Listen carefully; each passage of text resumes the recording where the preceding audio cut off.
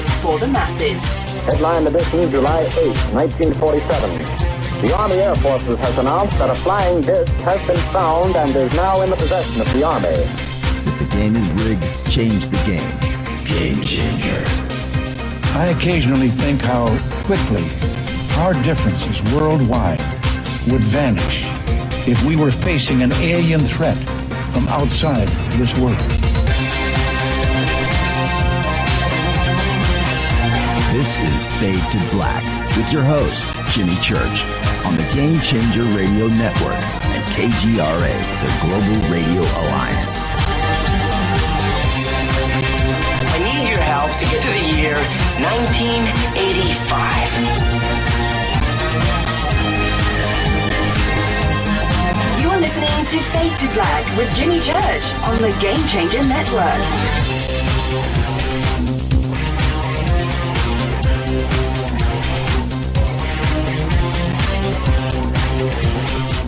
Good evening.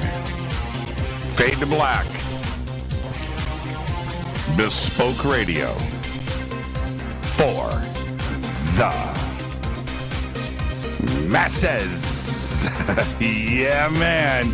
Here we go. Today's Wednesday, December 4th, 2019. 338 days into the new year, just 27 days left. We are live from a bunker somewhere in the middle of beautiful downtown Burbank, California. And I would like to welcome everybody listening all around the world, all across the United States. Hither and thither, to and fro, back and forth, east and west, north and south, far and near.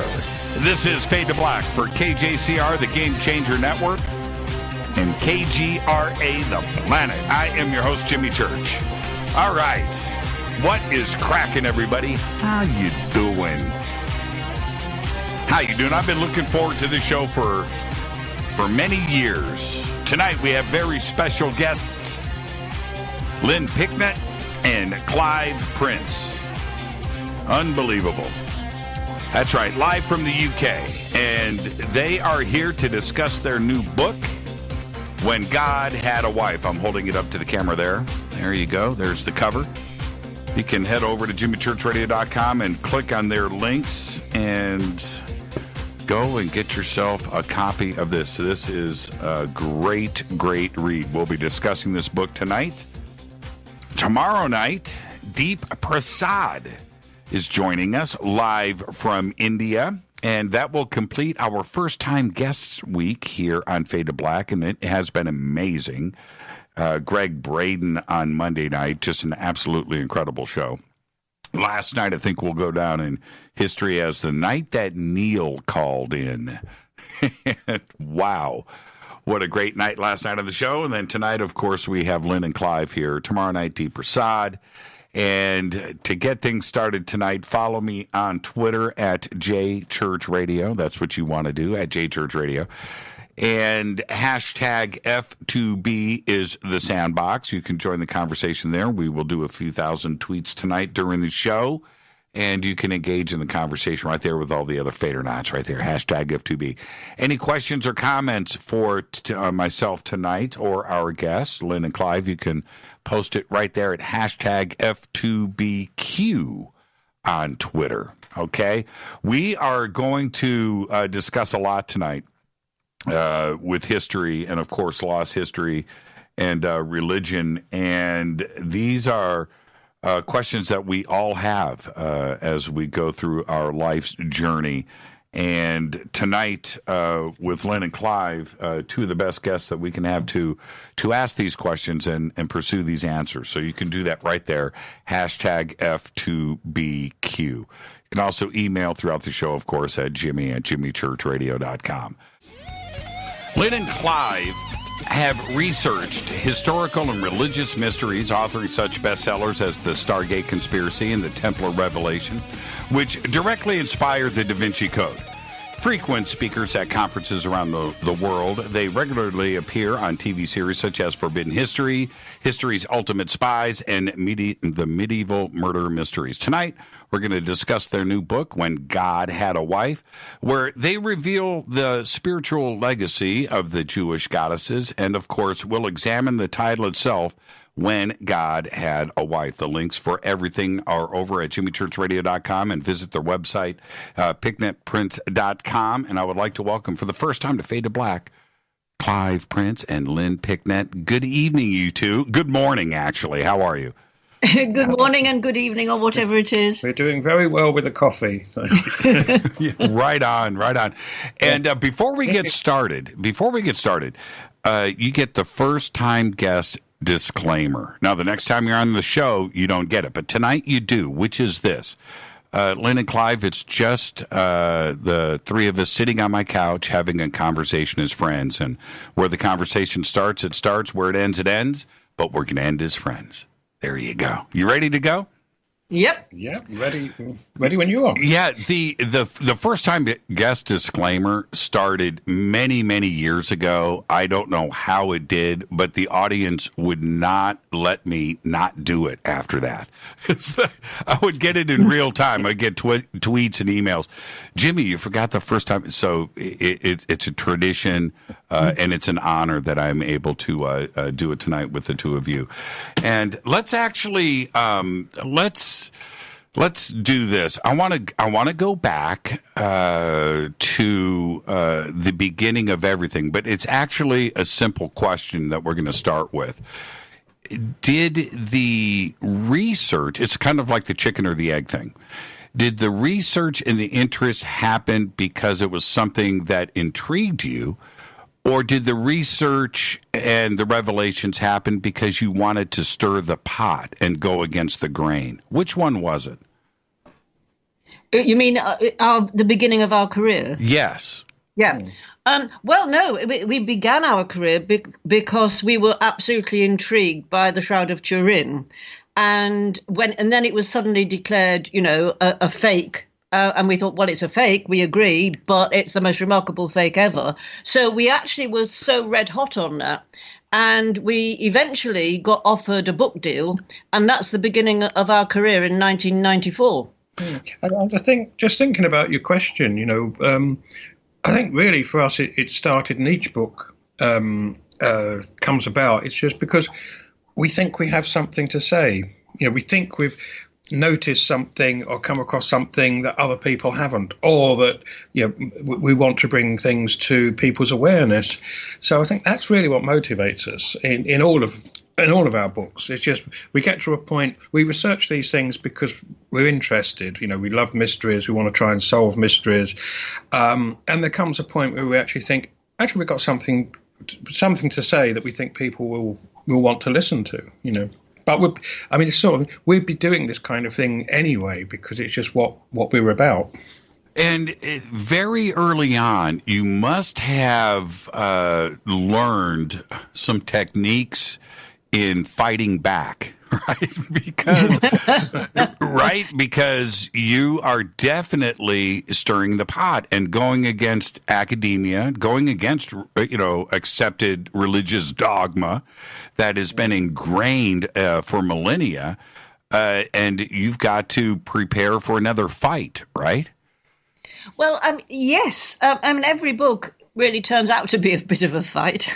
Although, as Clive said, we never set out to do that. It's just the nature of, what we discover. So basically, we just grit our teeth and say what we want to say.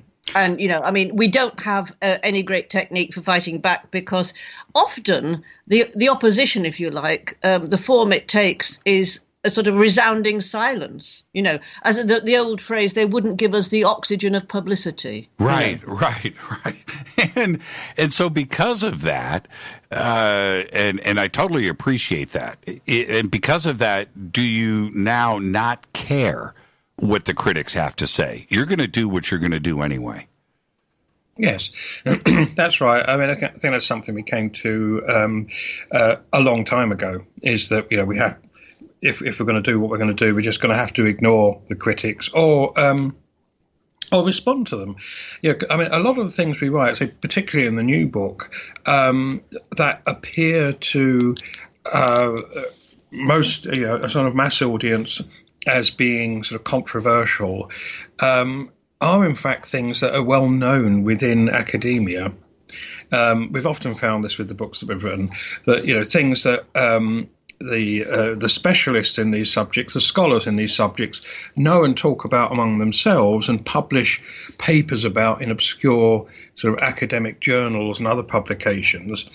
And then, we come along and say this should reach a wider public, more people should know about this, and then we put it out there, and then critics start saying, well, this is outrageous and controversial, and they're just making it up. But we're actually quoting, proper scholarly sources. It's almost like there's a kind of filter that information doesn't get through, particularly in religious matters. There is a block that specialists, scholars in the Bible have known for a long time certain things, but nobody ever tells the churchgoer about them. I think there is a sort of block in there. Well, we don't write this stuff just because we're a naughty boy and girl. Right. Well, not just. Not just, but there's another aspect to this too as well, because when you first started off your career, you have a certain amount of freedom, because at that point you're still a little bit invisible, if you know what I'm saying. So, and then everything took off. And when it took off in 97, 98, 99, it couldn't have taken off any bigger, where everything just exploded. And now you are very visible.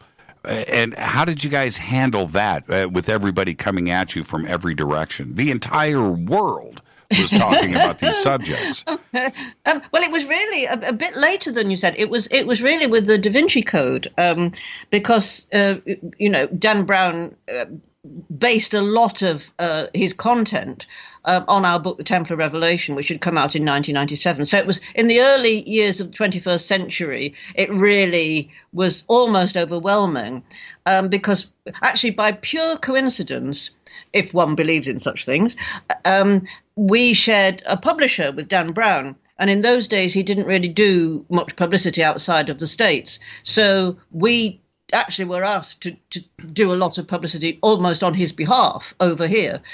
So we did, a lot of stuff, as you can imagine. We did debates with academics and with church people. And, we got quite a lot of abuse. Let's put it that way. Quite a lot. We've been patronized and condescended to by the best, I'll tell you. Yeah. And which is exactly my point to all of this, where you had one life and now you are certainly living another life where you're being watched and questioned and observed, whereas before things were probably a lot more simple, right? I guess so, yes. I mean, before we met, or when we met, Lynn had kind of been part of the kind of the parapsychological scene, really. So Lynn was more used to it than I was. I used to have like a proper office job at the time. The whole area of actually even dealing with the media and things was very new to me. Lynn had been used to it because she'd been in the media for quite a while before then. But over the years, getting on these debates, learning how to handle criticism and attacks and hostility, because in the end, you just have to keep bringing everyone back to the facts. Yeah. Because although obviously we come up with our own interpretation of those facts, really that's for everyone, that's for every reader to do for themselves. But what we're trying to establish is the basic grounding of the facts, the things that can't be argued with, and after that everything's interpretation. Obviously we have our own, but the important thing is to keep bringing everything back to the actual solid facts, the archaeology, the textual scholarship and all that kind of thing. So that's it. In the end, you just keep referring people back to that. Do you feel that after the publication of the Templar Revelation and, of course, the Da Vinci Code and Dan Brown, that today almost the way that pop culture or the world looks back at this, it's now sort of transformed into a historical situation, a historical document where these ideas now are so cemented that they're accepted and outside of orthodox academia. Well, I'm glad you brought that up, because actually sometimes it's just a case of Clive and I looking at each other and going, wow, looking back, because I mean, actually, it must be said, an awful lot of people throughout the world, have no idea who we are and no idea our part in the whole Dan Brown thing.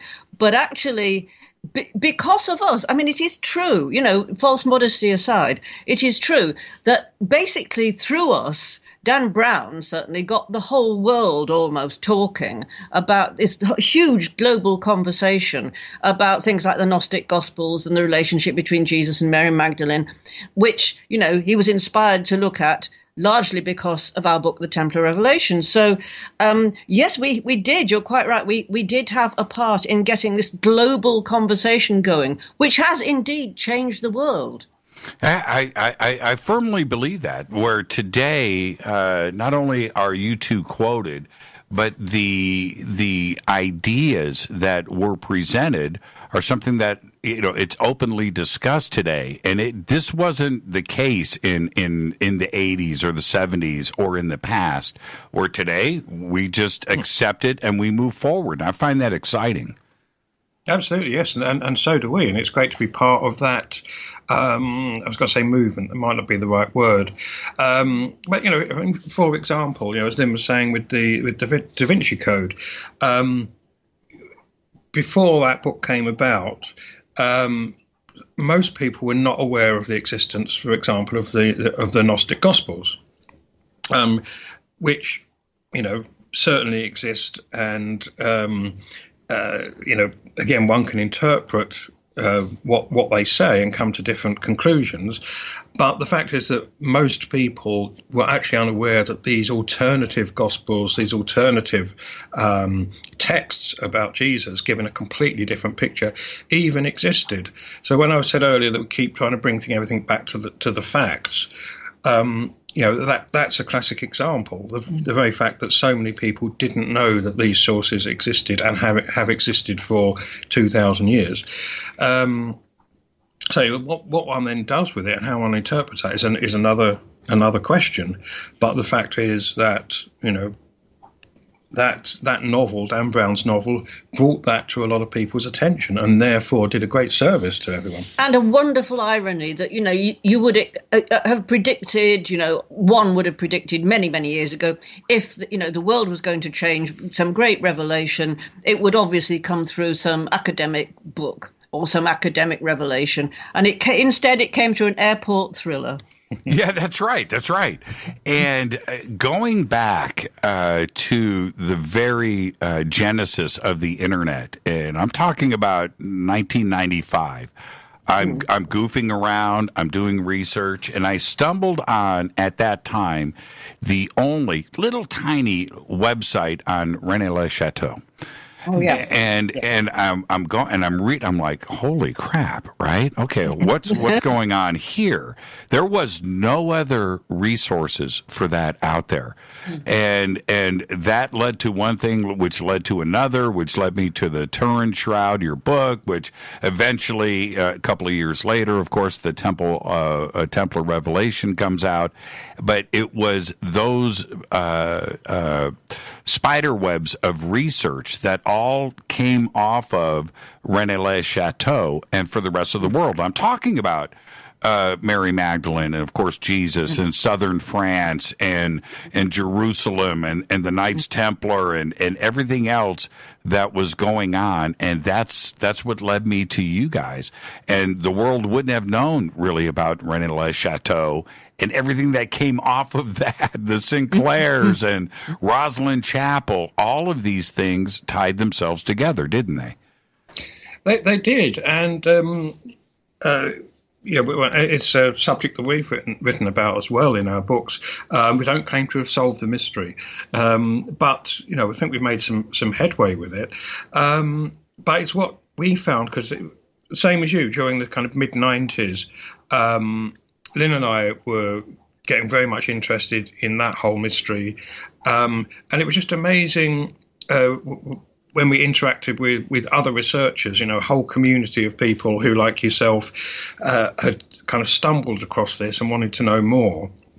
And we used to think, just from that one tiny French village, we and other people, have ended up researching things like, the Kabbalah, the Gnostic Gospels, the Knights Templar, the Cathars, and then it spins out into things like alchemy and alchemical groups and strange, secret societies and Masonic groups. So many different subjects that we had to learn about if we didn't know about them already, right, and find out more about. All starting from just this one tiny village in order to try and make sense of it all. And some of those things actually turned out not to be totally relevant to that central mystery anyway, but nevertheless, it takes you on to another place. You find out more about things. You find out a whole world, a whole history that you're not taught about in schools.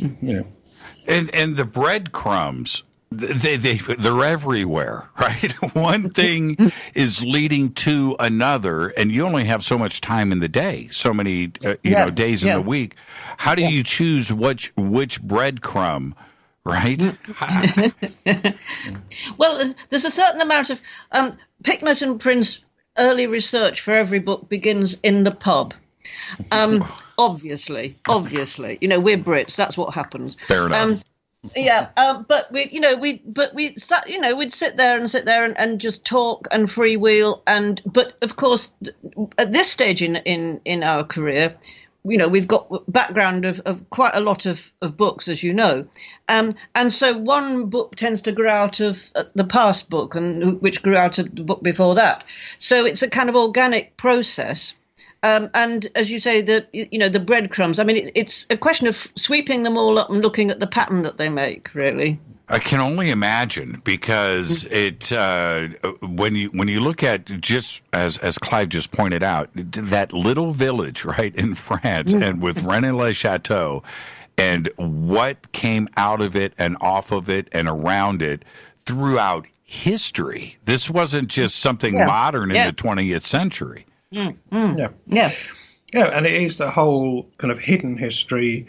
It's only because it's the kind of subjects that aren't really deemed suitable for study in schools, because the history you learn at school is all about kings and battles and things. You don't hear too much about history of ideas, and a lot of this actually comes back to alternative philosophies, alternative ways of looking at life, and it's not what. It's not what we're taught about. Just to give you an example, when I was back at school doing history, which was one of my favourite subjects, the period we were doing towards the kind of final exams was exactly the period of history that was to do with the Crusades, sort of the late medieval period, which was fascinating. But I was learning about kings and queens and battles and bishops. Two words that I never heard in the entire sort of school curriculum of that period. I never heard the word Templar, and I never heard the word Cathar, which, of course, are those two extremely important things happening in Europe at that period. You would think, right? So it's later on when you start to learn about these things, mainly from, alternative history books, and you suddenly come across, you suddenly learn about how important the Knights Templar were, just historically, without going into any of the kind of weird stuff about them, which is there. But suddenly you think, why has no one told me about this before? And you begin to think, it looks like a cover-up. Now, I think it's probably just, the academic mind or the people that set school curriculums just don't think in that way. But it looks like that. And then you come across the Cathars and you think, why did nobody ever tell me about them? And there's suddenly a whole new a whole new history, a real history, but one that you're never really taught, opens up. Mind you, when I did history at school, that was so long ago I can barely remember it. So but I'm sure it was it was exactly as Clive said, very similar. And with this, when God had a wife, because of the Jesus and Mary research and the way that the public now is very familiar with that subject. Did that make this book easier to write? Because this is going to ruffle some feathers. Mm-hmm. Yes. I suppose it made certain bits towards the end of the book easier because we didn't have to explain so much about Mary Magdalene and the questions around them. We could assume that most readers know a fair bit about that. So it saved us words. It saved us making the book longer. But what we've done in this book is actually go back into the backstory of Jesus and Mary Magdalene, if you like. It's something that we've steadily. It began with Templar Revelation back in 1997. It went through another book of ours called The Mask of Christ, which came out in 2008, and then both of which dealt with questions about Jesus and what he was about and what the connection with Mary Magdalene was, and where we kind of hinted at some things of where they drew their ideas from, what they were part of. And then carrying on that research, we actually kind of found the whole backstory in the religion of the Israelites. And that's when this book came together, that we could tell this whole history, essentially from Moses through to Jesus. But it just added a whole other dimension to things that we had written about before. It made much more sense of some of the things that we'd grappled with in those earlier books. Now, yes, sorry, do go on. Yeah, I was going to ask a question of you, Lynn, as we're heading into the break, and I so rudely interrupted you. But as a woman writing this book, was this your idea? Did you present this to Clive? It's always my idea to write about Mary Magdalene. She's one of my favourites, and I have written a book myself about Mary Magdalene called Mary Magdalene, Christianity's Hidden Goddess. You can't stop me, basically. So, Clive, when the book idea started to present itself, as a man, were you surprised at the way that academia was handling this over the years? Absolutely, because that's as we started to look at the hard evidence, the academic evidence, the archaeology mainly, for the existence of a goddess tradition within the Hebrew religion that carries through into Christianity, and how so little of that had got out to the general public. It was a surprise because it's not, it's so solidly there that you think, well, why do these things not make the news? Well, they discover a new tomb in Egypt. There may be something about it on the news. They discover an inscription in Israel to the god Yahweh and his wife Asherah, which has such profound implications, and it ends up in a pretty obscure academic journal. And I'm going to safely say this because of the way that this deals with, we're dealing with the feminine, the masculine here, male and female. And as a man, I realize that the suppression happened because of us, of us men. And reading the book, and I could not stop reading it, I was almost embarrassed for the way that it has been suppressed, and I found myself saying over and over again, why is this not being discussed? Well, the reasons are obvious, and we'll talk about it after. But for both of you, as quickly as we can before the break, why the suppression? Oh, it's a big question. And in fact, something that we've been discussing amongst ourselves a lot over the time, because it's very easy to show the suppression happening, but you still do end up with this question of why. We often get into a thing of, is it because of just basic misogyny on the part of men? Right. Or is misogyny a consequence of having written the feminine out of religion? It's like, which came first? And it's sometimes hard to tell, but after the break we can talk about what we think happened and why this happened. But it's very easy to show that it did happen when you start looking at the motives, because of the damage it actually does to the male psyche. You wonder why men wanted it to happen. That's exactly my point. And I found myself asking that fundamental question over and over again. And I think what is most important here is the facts are the facts, right? The book is black and white and very pragmatic. That you can read that part of it, but we have to get to the fundamental question of why. And we'll discuss all of that after the break. Let's take our break right here. This is Fade to Black. I am your host, Jimmy Church. Our guests tonight are Lynn Picknett and Clive Prince. We're discussing their new book. I'm holding it up to the cameras right now, When God Had a Wife. Tonight on the Game Changer Network and KGRA The Planet, this is Fade to Black. We'll be right back after this short break. Stay with us.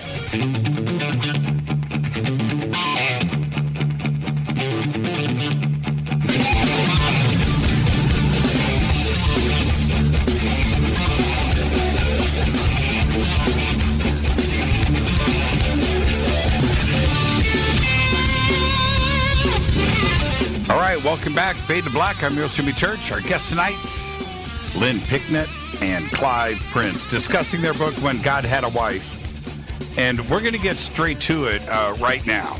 And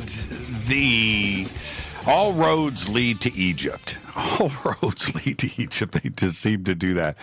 And we're going to actually start there. And before we do, I'm going to ask both of you the same question, and I'm wondering if you're going to give me the same answer. Is the Bible a historical document? Clive, you first. Good question. No, I would say no. It's a document that is based on history, but it's history that's been interpreted. Now, actually, you could probably say that about anything, any aspect of history, because as soon as you write it, you change it. But the crucial thing to understand about the Hebrew Bible, the Old Testament, is that although it's based on sources that go way, way back, it was actually put together quite late. When I say quite late, I'm talking about sort of the middle, sort of around about 450 BC. Whereas things like, say, the Exodus happened about 800 years before that. So you got all these information, these sources that were passed down, but there was a big effort in Jerusalem, say around 450 BC, to actually codify the religion and the beliefs, which also meant putting together the historical narrative, because the two things are very closely intertwined about how, Moses' revelation with the burning bush and, the whole story that comes on from there. Now, bits and pieces of the Hebrew Bible have been passed down pretty faithfully, and it's mainly the bits that are called the songs. So when you come across these songs that are inserted into the story, which often actually have a slightly contradictory element to them to what the narrative part of the story says, that you can take them a bit more seriously. But a lot of it was quite blatantly rewritten around that time. It was actually at this point, that rewriting around the middle of the 5th century BC, that's when the sacred feminine was written out, and it was as late as that. And it's like all these things when people write history is written by the victors, as we know. They erased the sacred feminine from the religion at that point, and then they rewrote the history to pretend it had never been there. And what's been reconstructed from archaeology and other scholarly work is to show actually until that stage that there was a goddess in that religion, a consort of the god. Yeah. What I would say, very annoyingly, in answer to your question whether the Bible is a historical record, I would have said it is and it isn't, but it was pretty much what Clive said.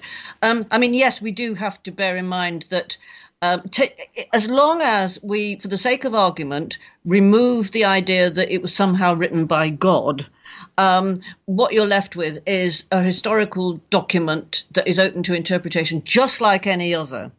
And basically, bear in mind, as Clive said, that history is written by the victors, and they can present what they like to people. And let's not forget that people in those days, most of them couldn't read or write. So when they're given some document, they would tend to be awestruck by it and think it must be true. And also that there was a tendency to exaggerate enormously. People, historians now saying, well, certain things just didn't happen. The Exodus didn't happen. Solomon's temple didn't happen. Even Solomon didn't happen.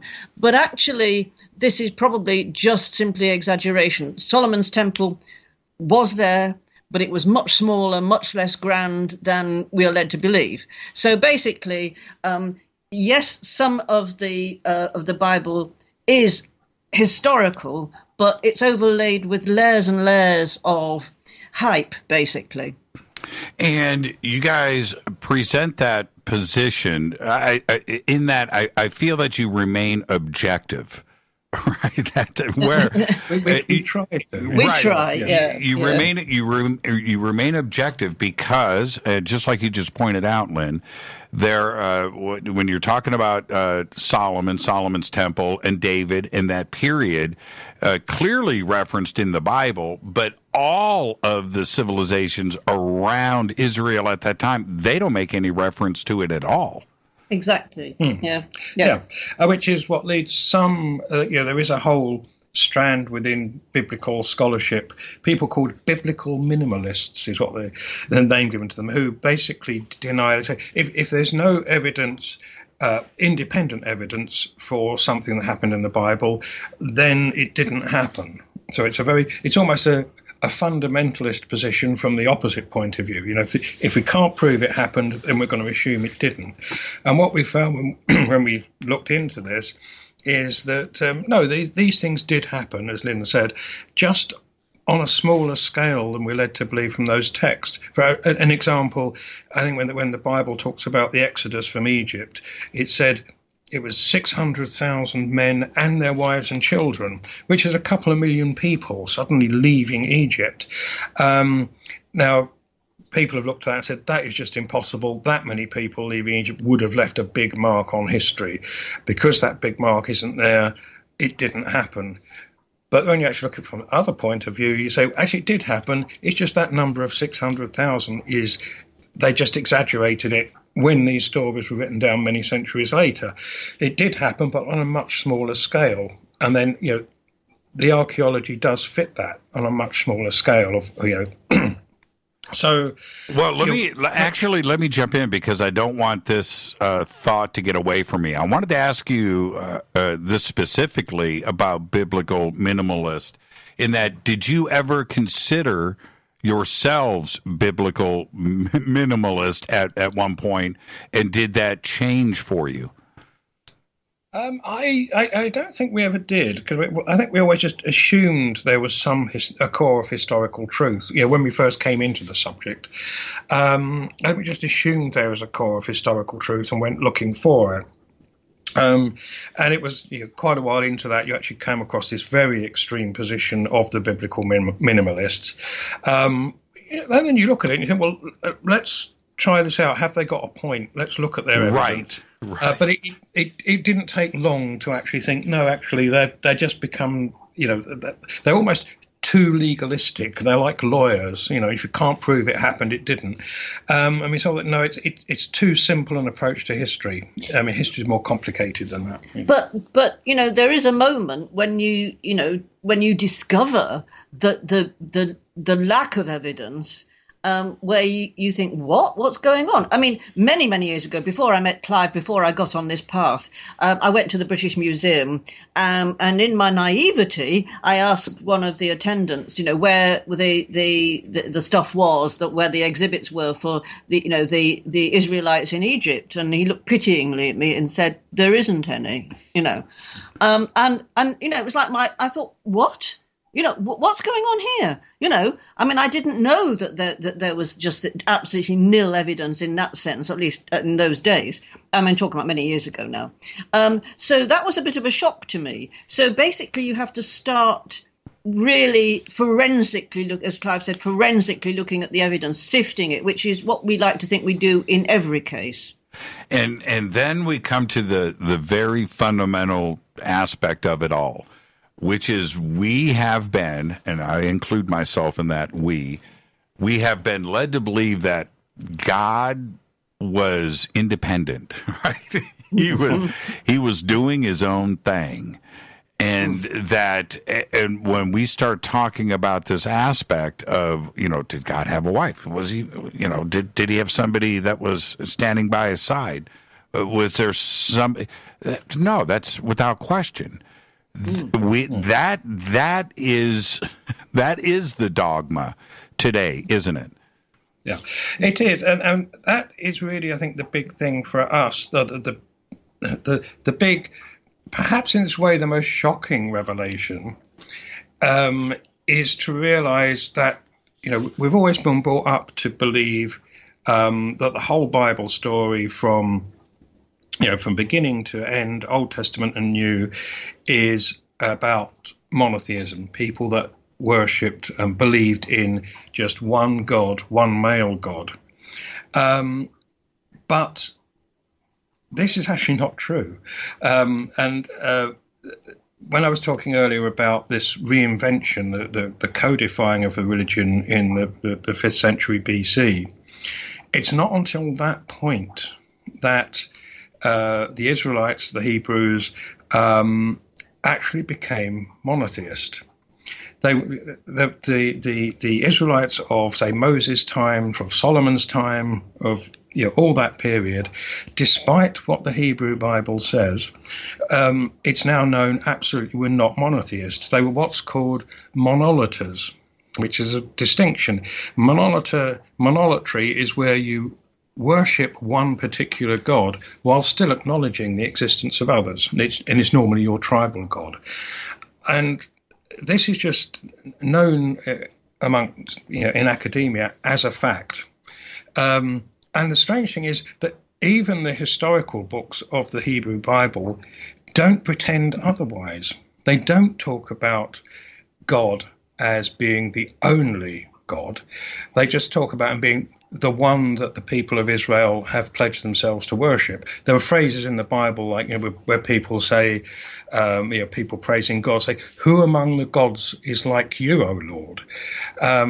And other gods are mentioned throughout the Bible, and it's not really until you get to a fairly late period that you actually get the statement that there is only one God. In the earlier books, the first commandment, for example, you shall have no other God before me, it doesn't say there aren't any other gods. And that, in some ways, that's the big kind of psychological breakthrough that we made during the thing. Is it takes a hell of a lot of, we've been conditioned so much and for so long to believe this monotheist story. It takes actually a big effort of will to break through that. It does. And I mean, there are some rewrites, not just reinterpretations, but rewrites deliberately, so to prevent us knowing this in a way. I mean, for example, originally there was the phrase, the sons of God. Like an assembly, almost like a Star Wars type assembly, which became actually angels, So right. Entirely different setup, entirely different understanding. But originally they were the sons of God. And also there's, the plural gods right at the beginning. It's, and the gods created, not God, and the gods, plural, created.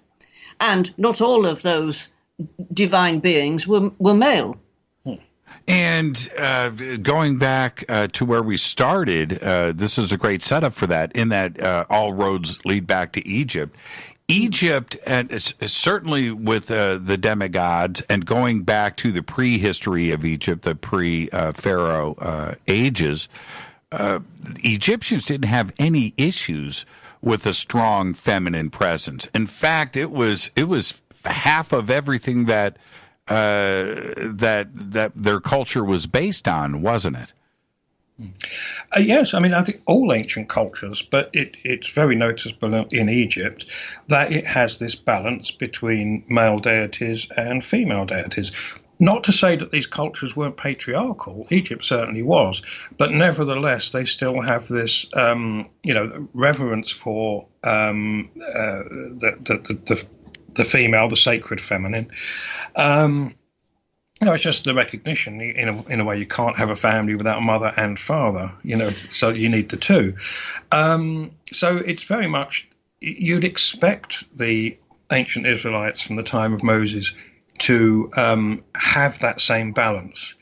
And then when you look at the text, you find actually they did. It's just that there was a long, long process by which the other deities were gradually screened out. And then eventually, every male god, every male deity was expected to have his consort, his wife. And that applied to Yahweh, the biblical Jehovah, as much as any. And it was quite late that they eventually decided that to divorce him, basically, to get him divorced. Actually, just interjecting about, it's true that all civilizations in the time we're talking about, over the course of thousands of years, but they were generally patriarchal. But having said that, ancient Egypt was the least patriarchal in the way it treated certainly its upper class women, let's be honest. Yes. Because they could instigate divorce, for heaven's sake. That's amazing. They could own property. It was quite astonishing compared to, much later, obviously, but compared to Greek and Roman treatment of women, which was disgraceful. They basically locked them away. They had no voice. They were treated like chattel. But in Egypt, it was different. And that was... We can't say for certain that was down to their religion, but it certainly helped. Well, and it seems that, from my perspective, that we have left Egypt's history alone. We haven't erased the feminine side of it, but we certainly have throughout history with just about everything else. And that's perplexing to me. It is, and it is to us in a way, because the debate we've often had is why, the question you asked earlier, why did this happen? And from a modern perspective, the immediate response would be, well, it's because they were misogynists, they just hated women. But that could be too simple an answer, because there was a big difference between patriarchy and actually outright misogyny. If you think about, Lynn was saying the ancient Greeks and Romans treated their women appallingly, but they still had their goddesses and their goddess cults. They didn't try and erase them in the way that happened in the Judeo-Christian tradition. So that as I said earlier, which came first, which was the cause and which was the effect. But certainly you can trace that process happening until there's a final moment where basically the goddess is kicked out, of that tradition. But Egypt is very important. I mean, we do feel that the evidence is very strong that of a big influence of Egyptian religion on the original Israelite religion, the religion of Moses. It's a controversial area. Many scholars kind of reject that. But we actually do think there's very strong evidence of a direct connection between the Israelite religion, the religion of Yahweh or Jehovah, has a lot more taken from Egypt than a lot of people would think, and that actually there was a whole core of Egyptians, not Hebrew slaves coming out of Egypt, but the Moses and the people around him in the original priesthood were actually Egyptian. They had Egyptian names, for example. Yeah, when I read that in the book, I was like, hold on a minute here. We got to pump the brakes. I got to stop. Right there. And we're going to come back to that. Lynn, we need to discuss Asherah. And the reason why I want to do this directly, and you point this out in the book, going back into the historical record for anything else, you can find stuff, you can find references, but when we come to the subject of Asherah, now it gets clouded. You actually have to work for this information, don't you? Well, you do, largely because for centuries, scholars thought the reference to Asherim in the Old Testament was just a strange tree cult. It seemed to refer to trees, and they didn't really know what it meant, but they just thought, well, who cares? It's nothing much. But it transpires with modern, largely speaking, modern scholarship that actually referring to trees that were set up as symbols of the goddess Asherah, who was, in fact, God's wife. And let's stay right there. Side by side, right? Yeah. Side by side. Now this gets really interesting here, right? We're talking about the representations were there side by side, one being a pillar, one being a tree. Yeah. The pillar represented Yahweh, and the tree representing Asherah.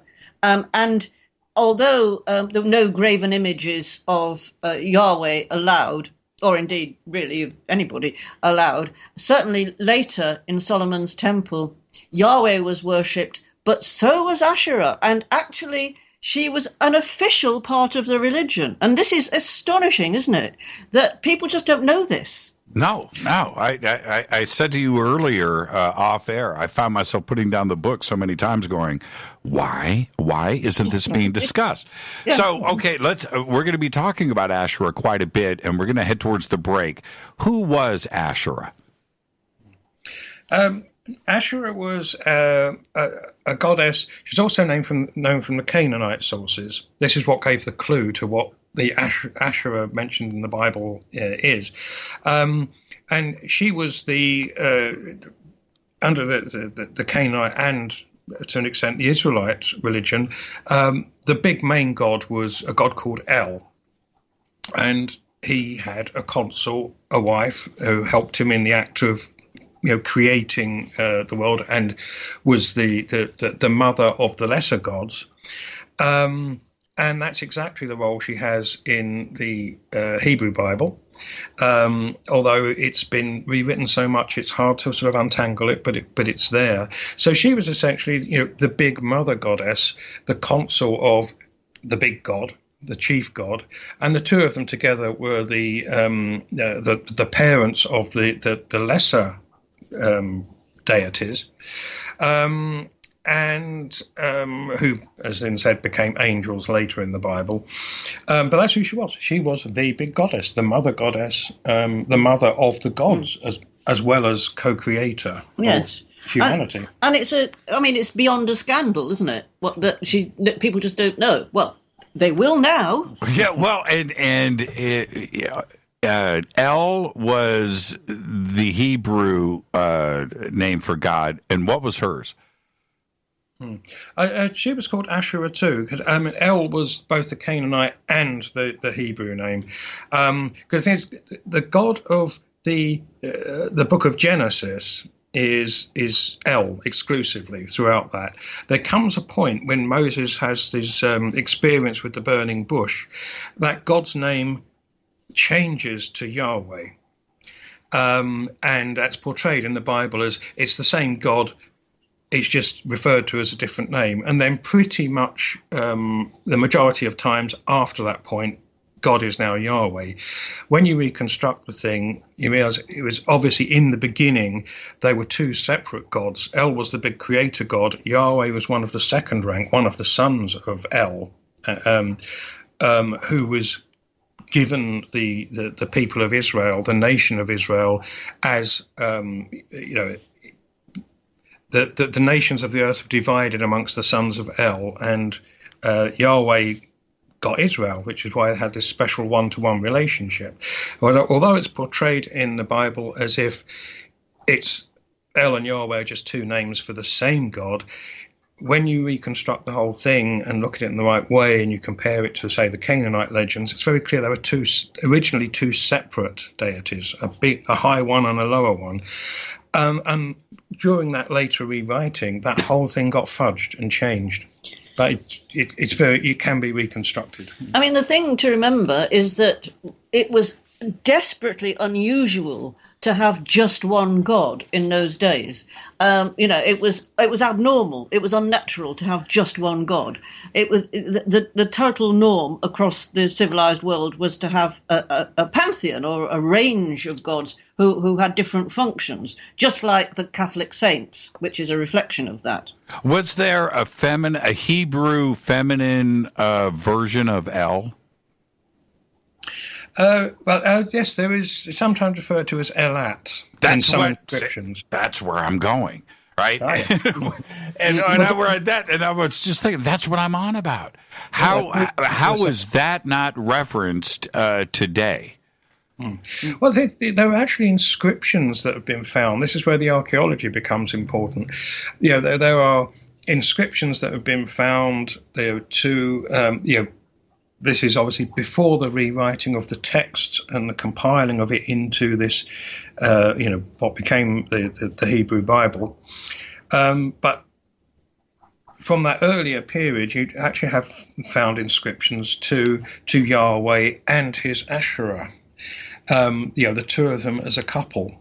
There's been several examples of this found. There's also one sometimes called Elat. But that shows you, rather than the later writings that have been edited in the light of what they wanted the religion to be, the archaeology shows you what the people of the time believed. And, there are these figurines of the Asherah figure that have been found throughout Israel from the earlier period. I mean, literally thousands of them. Yeah, figures. Yeah, let me jump in right there, Clive. I got to take a break, and we're going to talk about those figurines when we come back. They are absolutely fascinating to look at. This is Fade to Black. I'm your host, Jimmy Church. Tonight, Lynn Picknett, Clive Prince. We're discussing their new book, released yesterday here in the United States, When God Had a Wife. We'll be right back. Stay with us.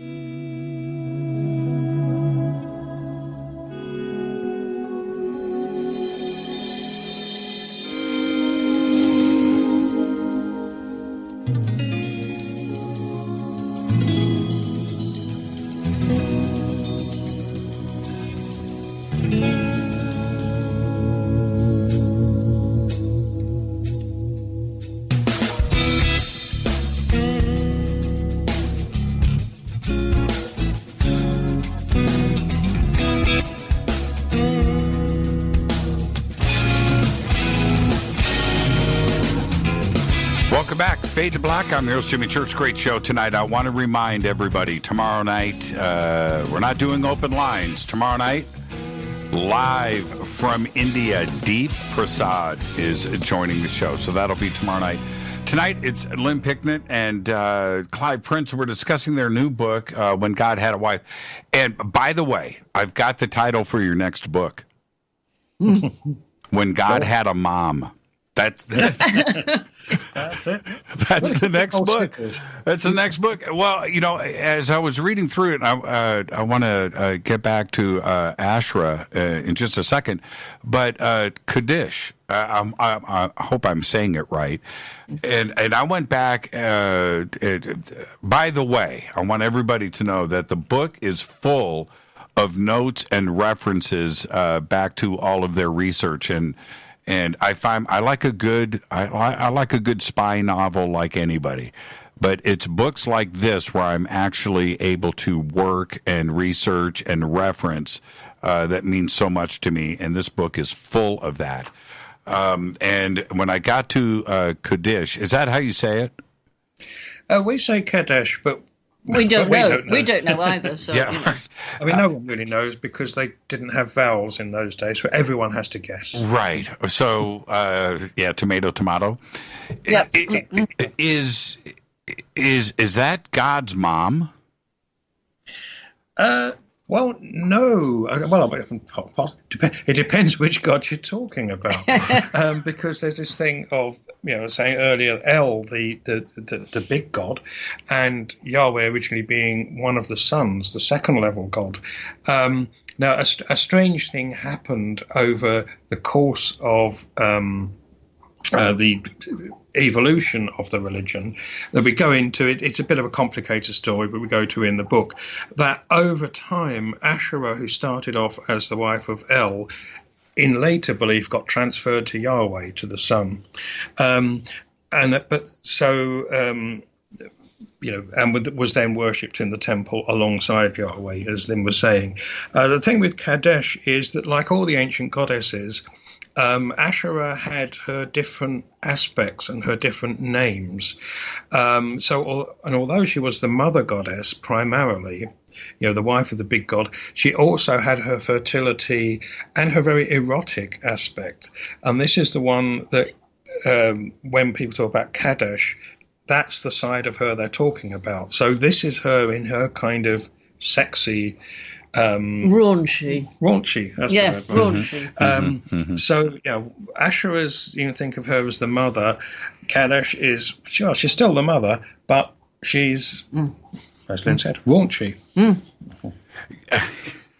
I read it in a different way. Yeah, I did, and from what, like I said, everybody's got a mom and dad. And, and I'm just wondering where God came from. And that's your next book. I'm just saying that's your next book. Getting back to these figurines, and I went and looked at all of these amazing images on the web. And this is something that, again, until this book and the references, I had no clue about.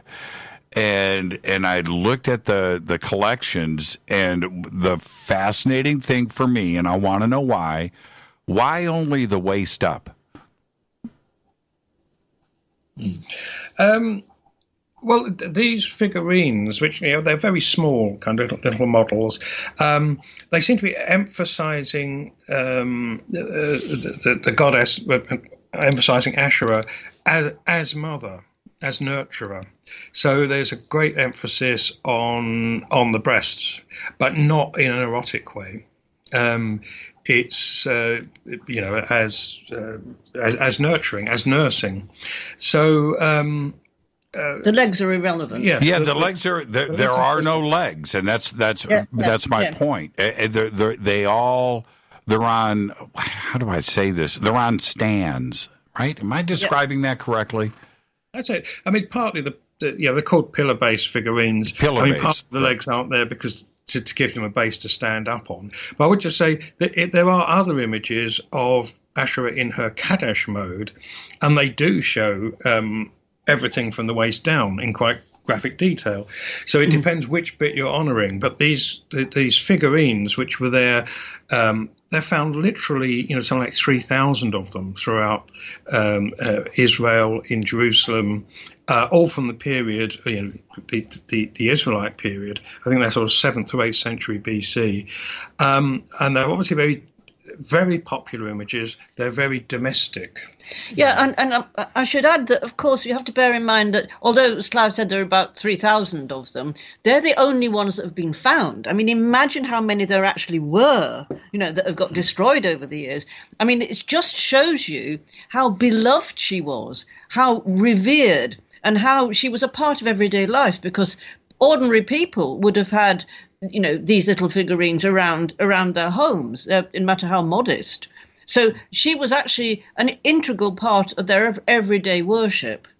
And another important thing, if I can just quickly put it in, is that we have, say, literally thousands of them found throughout the history of that. But then when you get to this period in the middle of the 5th century BC, when the religion was codified and made into dogma, they utterly disappear. There hasn't been a single one found that's dated from after that period. So it's like suddenly there's a big clampdown, and these beloved images that were so popular before, you're now not allowed to have them. Actually, that's a very good point. Sorry, but it's just that, you know, it was codifying the Judaic religion that essentially got rid of the goddess, and it was codifying the Christian religion that essentially got rid of the goddess. Yes. Yeah. And we're going to come back to this, but there's another part. They were just her figurines that were found in these homes. There wasn't a male side. There wasn't a male figurine found, right? There was a prohibition on representing Yahweh, so that would probably explain it. But at the same time, yes, they would concentrate on what they could see visually, I think, because, the idea of a god that you couldn't see and you couldn't represent would be a bit vague to the average person. And I think the idea of a mother who you could represent and have a little figurine of, or for that matter, a grand mummy image, made a lot of sense to them. So what we can deduce from all of this is that the Hebrew side of things, the Israelite side of things, Asherah was represented and revered and worshipped alongside God, and that was the basis of their culture. Absolutely. And again, reading between the lines of the Old Testament, you can reconstruct that. And for example, one really telling thing is if you look at the story as told throughout the Hebrew Bible, you get this feeling that the people of Israel always worshipped Yahweh and Yahweh alone, but that occasionally they turned to the worship of other gods and to Asherah in particular, and put her image in the Jerusalem temple as well. And then, some king or another would, turn to going to backsliding or apostasy and corrupt the religion by putting this figure in there. But then the next king would take it out.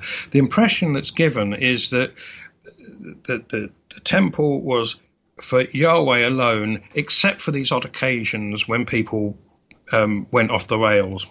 But then you actually look at not the message the books are trying to give, but the facts they give, and you actually start totting up the number of years that the Asherah figure was in the temple, and you actually found the story actually tells is different to the point they're trying to make. That actually that image being in Solomon's temple was the norm. The majority of years, like 70% of the time that temple existed, even according to the Bible's own facts and figures, 70% of the time an image of Asherah was in the temple.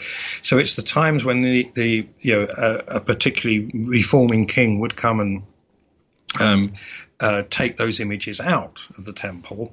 That is the aberration. That's not the norm. And then you get these kings that would take the image out and burn it. But then his successor would just put it straight back in. So it's actually having the image of Asherah in the Jerusalem temple was the norm, not the unusual part.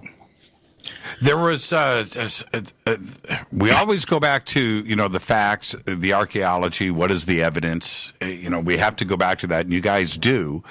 And then there was this for me in the book where there was a researcher that was looking at some Canaanite art, and we have the goat and the tree.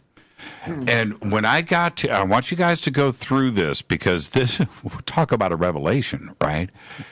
And I get to that part in the book, and again, I had to go back and check references and go back. For me, it was absolutely fascinating. But this is a part when we talk about the Bible or Bible relics or archaeology. It's tough to come by. It does surface, but here it did. Tell us about the goat and the tree. This was something that was discovered a little while back by a lady called Ruth Hestrin, who is a curator at the Israeli Museum in Jerusalem.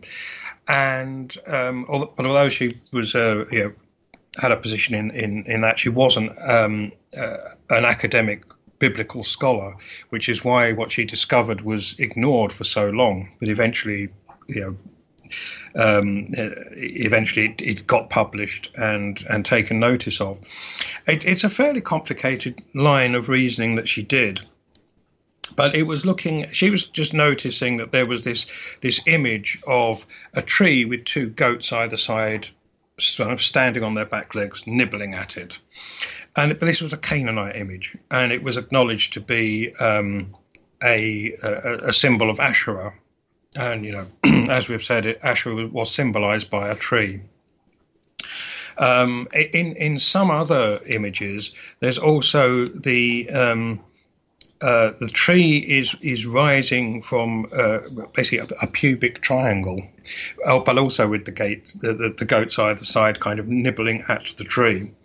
And what Ruth Hestrin started to put this complex of imagery together, starting with the Canaanite stuff, so this pre-Israel, but then realizing that the same images are found in Israelite iconography, which was the kind of big breakthrough for her to realize actually these are symbols of Asherah. People had seen these Israelite images for a long time and just said, oh, it's a couple of goats nibbling a tree. That's, but what she put together, also using some other symbolism from Egypt, was realizing that actually these were Israelite images of Asherah. And it's part of that whole thing, along with these inscriptions that we've talked about and the figurines that we've talked about, that made realize that this imagery was used throughout the Israelite period, referring to Asherah, and obviously this is a fertility sort of nature aspect with the tree and sustaining the goats and things. That it showed how prevalent she'd been in that, and how the archaeology had shown that for a long time, but nobody had put it all together and noticed until Ruth Hestrin came along, outlined her argument, eventually was able to get it published in an archaeological journal, and now that's a kind of orthodoxy, these being symbols of Asherah, is understood by mainstream archaeology, but they don't always credit Ruth Hestrin. I was just going to say, it's now. Well, it's now accepted in, as Clive said, in mainstream archaeology, but yet again, the average synagogue goer or church goer has no idea. And of course, poor Ruth Hestrin, it's kind of, it's accepted, they very rarely mention her name. So Ruth Hestrin. Right. She's got her name check.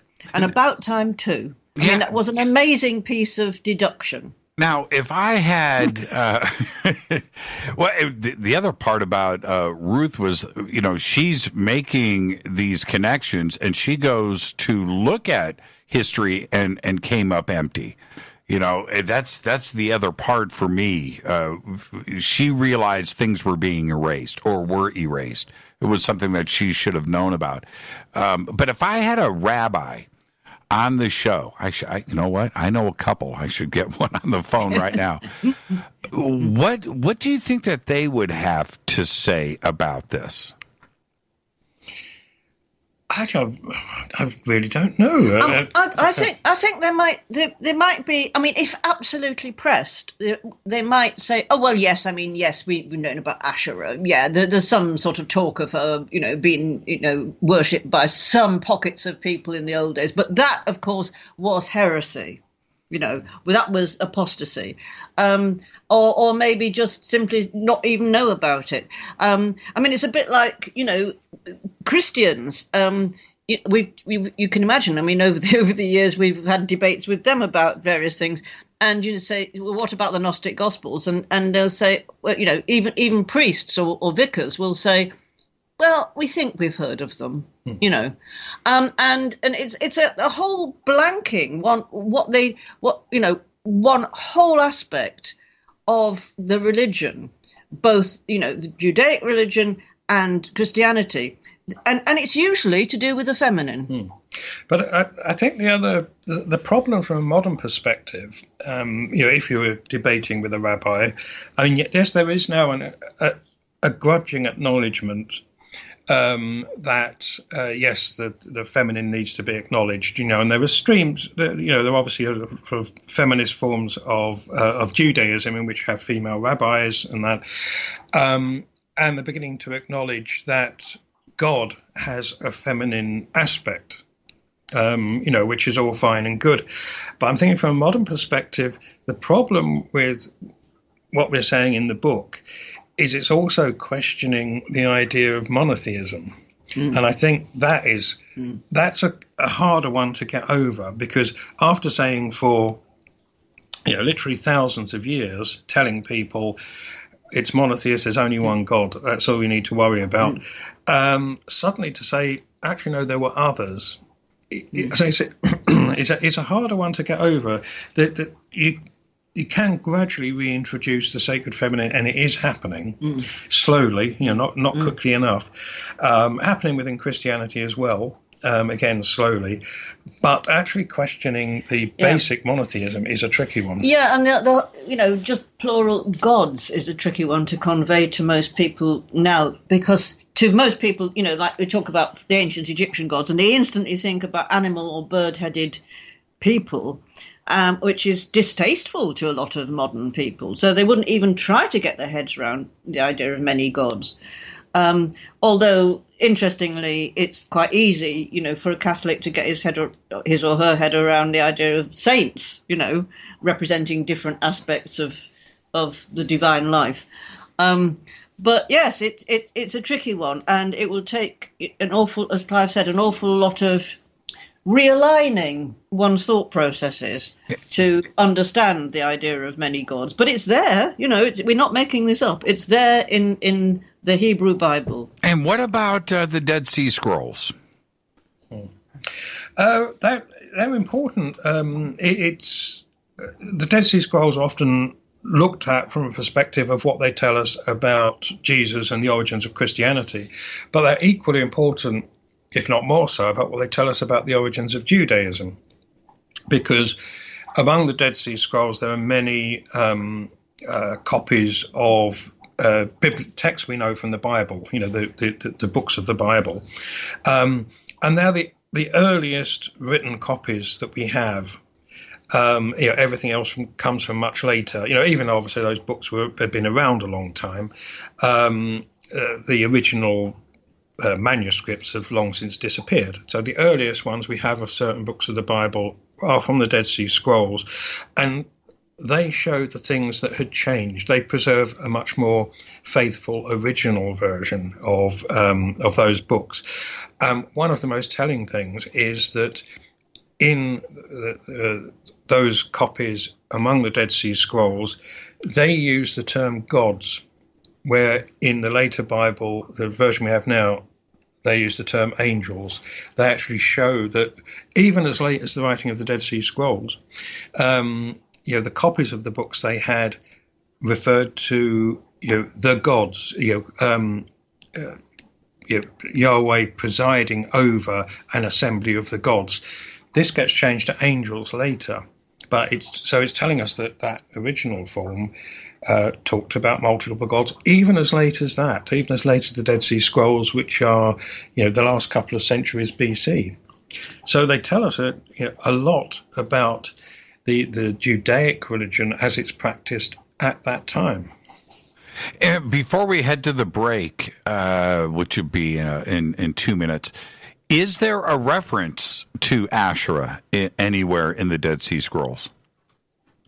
Off the top of my head, I don't recall, but I don't think there's a specific one, because it's not from any. It's not those books that are. It's not, for example, some of the books of Moses is where all the references to Asherah are, and the ones in the Dead Sea Scrolls are some of the later books, the Kings and Chronicles. So off the top of my head, might be wrong. Off the top of my head, I don't recall a specific reference to Asherah, but there are certainly references to the gods. And the reason why I bring that up, and we only know about a small fraction of the Dead Sea Scrolls, so we need to be clear on that. There may be reasons for that, and one of them being Asherah. But do you think that she was starting to get her omissions right by the time the Dead Sea Scrolls started to get established and those were chronicled? She'd been written out of the kind of mainstream religion, the one controlled by the temple in Jerusalem. She would already been written out by that period. But of course, the Qumran sect that wrote or had or preserved the Dead Sea Scrolls were a kind of dissident sect. So they didn't represent temple orthodoxy. What their actual attitude to the feminine was is hard to reconstruct from their books. But certainly Asherah she'd been erased by that period. We're talking about, say, around 450 BC, when it was then the governor of Jerusalem, whose name was Nehemiah, and his scribe Ezra. They rewrote the religion at that point, including rewriting the history, and really clamped down on what the ordinary people believed. Because in the past, the religion was only really the religion of the elite, the educated. They didn't really bother that much about what the peasants and people believed. But suddenly you get this period, very much like in Christianity, with the spread of parish churches, top-down kind of. But also, of course, you mustn't forget that the ordinary people couldn't read or write, so they weren't going to leave records of what they were up to or who they were worshipping. Yeah, that's exactly right. And that's how you control the masses, right? Yeah. There. Let's take our break. Our guest tonight, Lynn Picknett and Clive Prince. Of course, we are discussing their new book, When God Had a Wife. This is Fade to Black. I'm your host, Jimmy Church. We'll be right back with more after this short break. Stay with us.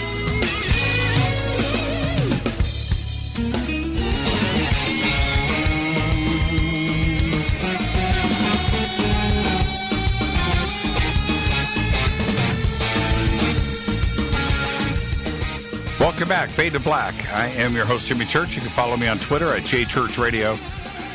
Hashtag F2B is questions for myself for the guest tonight, Lynn and Clive. And there are literally hundreds of them, and I'm not going to be able to get to all of them tonight. But I wanted to ask you guys this, and I want to go back to the comments about Moses being Egyptian, and we're going to get back to that. How do you think the book is going to be received in the more fundamental sections of Jerusalem?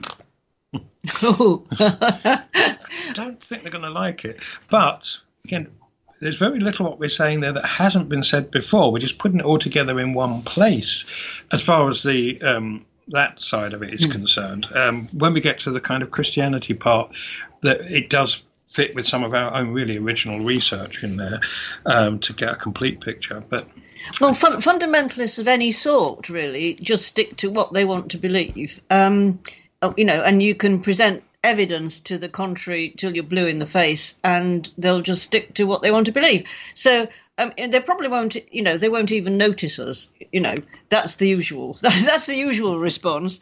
They won't deign to notice us. We are beneath their notice. So that's the way it goes. But hopefully it will start a similar process to what happened with the Gnostic Gospels that we were talking about earlier, where any specialist and theologian knew about them, but ordinary worshippers or ordinary churchgoers didn't.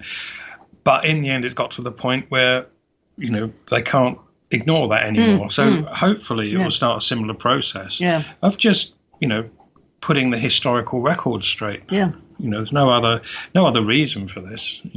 Well, a direct question would be, is Tel Aviv scheduled for your book tour? No, strangely enough not. No, can't think why. No. And because the Moses. Okay. Let me. I wanted to get back and say this. I'm a little scrambled at the moment, but I wanted to say this earlier. The outline, the abridged version of Genesis, how you guys lay it out in the beginning of the book, made perfect sense to me. And I've read the Bible a few times, and I've gone back.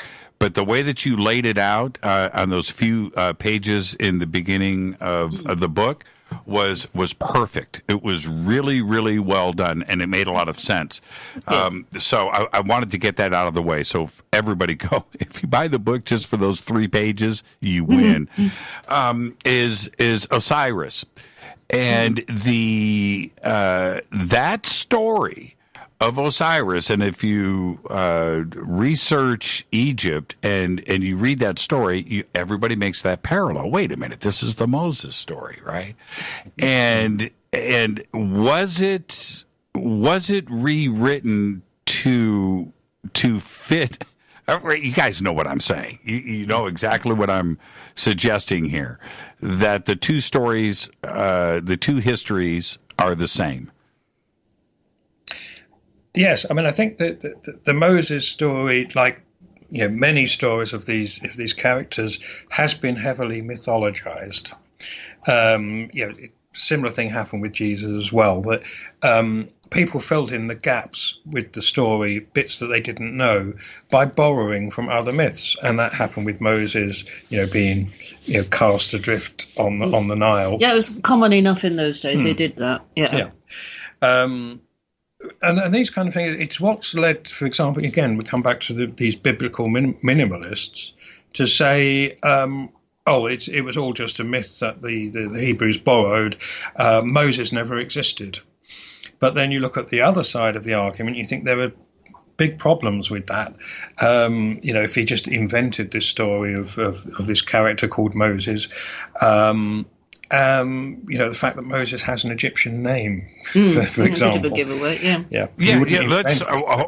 Let's talk about that for a second. That was a really good point in the book. Moses is a common reference to what?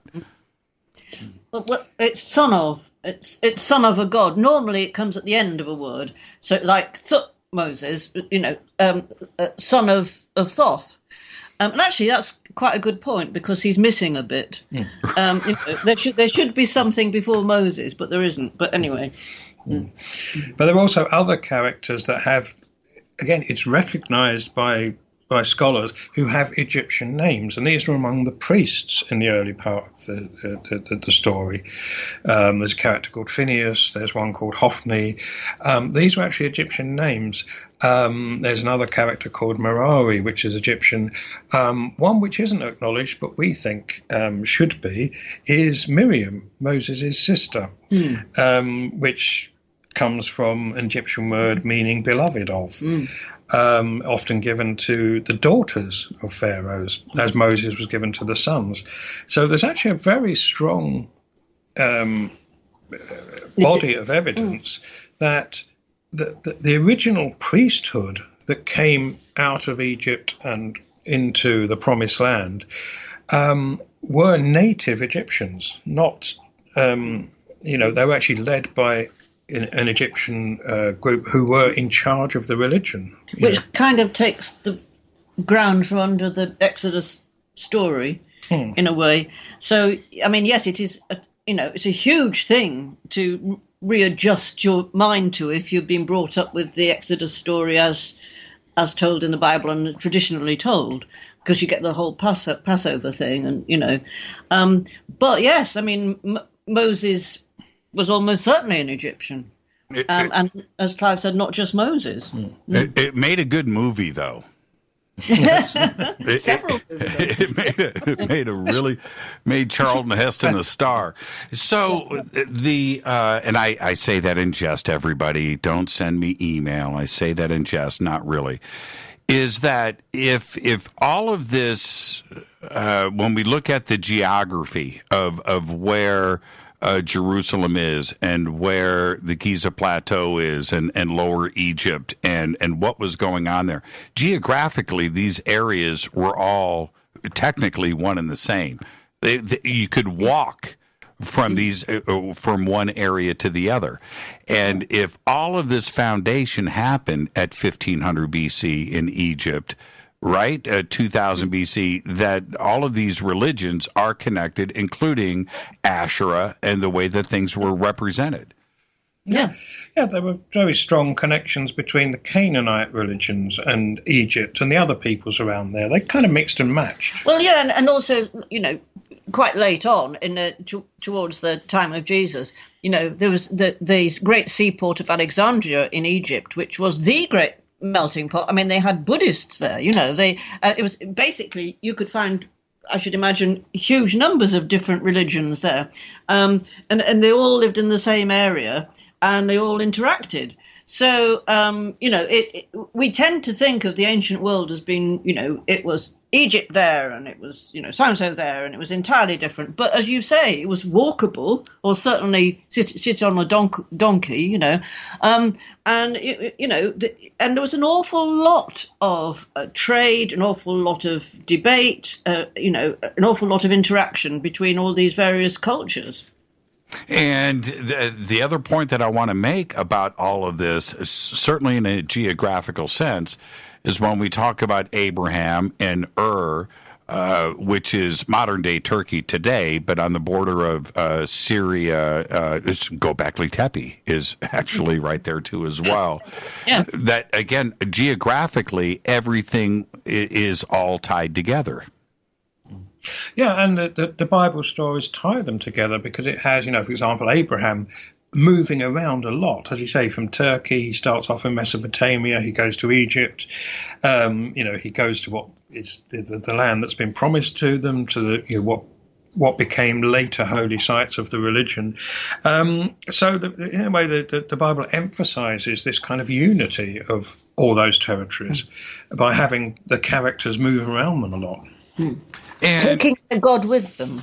That's right. And so I envision Asherah and Yahweh at the very same time with the same meaning through homes all the way through temples across this region.